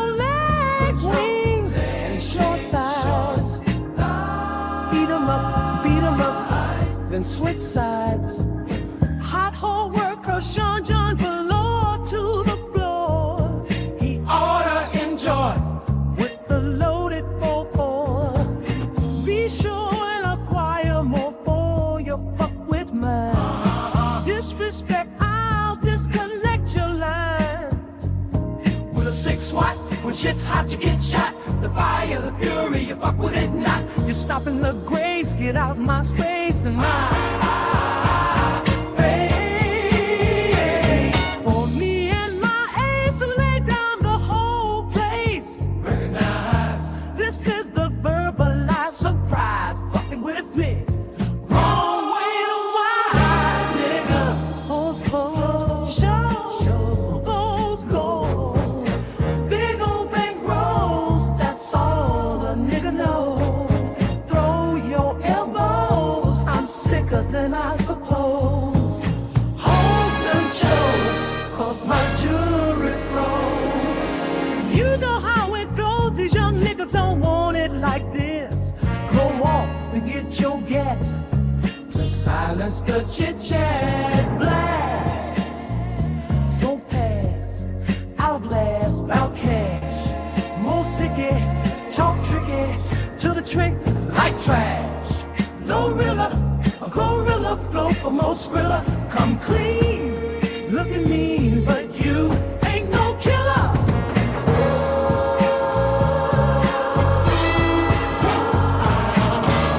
Drop the top and let the sun shine in. With the wood grain, let the Twinkies spin. Get you a glass, mix the Coke and the hen. It's quite alright with the draw in the wind. With the draw in the wind.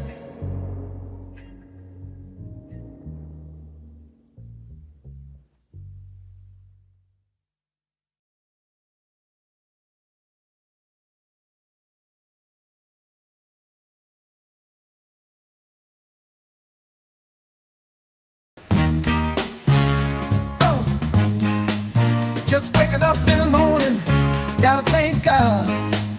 I don't know, but today seems kinda odd. No barking from the dog, no small.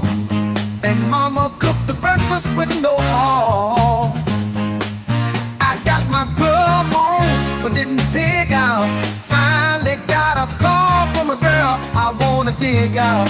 Booked it up for later as I hit the door. Thinking, will I live another 24? I gotta go cause I got me a drop top. And if I hit the switch, I can make the ass drop. Had to stop at a red light, looking in my mirror, not a jacker in sight. And everything is alright. I got a beat from Kim and she can fuck all night. Called up the homies and I'm asking y'all, which part of y'all playing basketball on the court and I'm trouble. Last week fucked around and got a triple-double. Freaking nigga every way like MJ. I can't believe a day was a good day. Shit.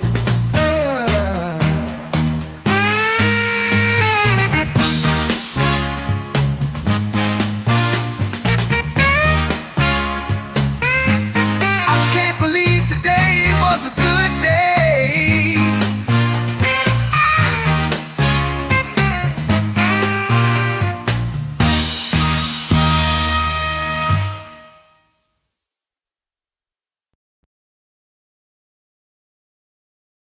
Do we live in a simulation? Probably not, but it is an imitation. The boundary has lifted and there isn't limitation. The technology exists to deliver stimulation. Augmented pixels, vivid integration. We've traded our emotions for digital elation. Where you're present in containment. Could be sitting in your basement and living in a matrix at the same time. Hidden like Malaysian Airlines, obliviously taken. Can we use this for the base without giving it to Satan? The App Store logo is the symbol of the Masons. Is this even freedom or is it information? How different is your brain to what's written in a paper? Intelligence evolving, artificially created in a singularity. Training algorithms for persuasion. Conditions will remain in a sticky situation. No vision for a change, only silly conversations.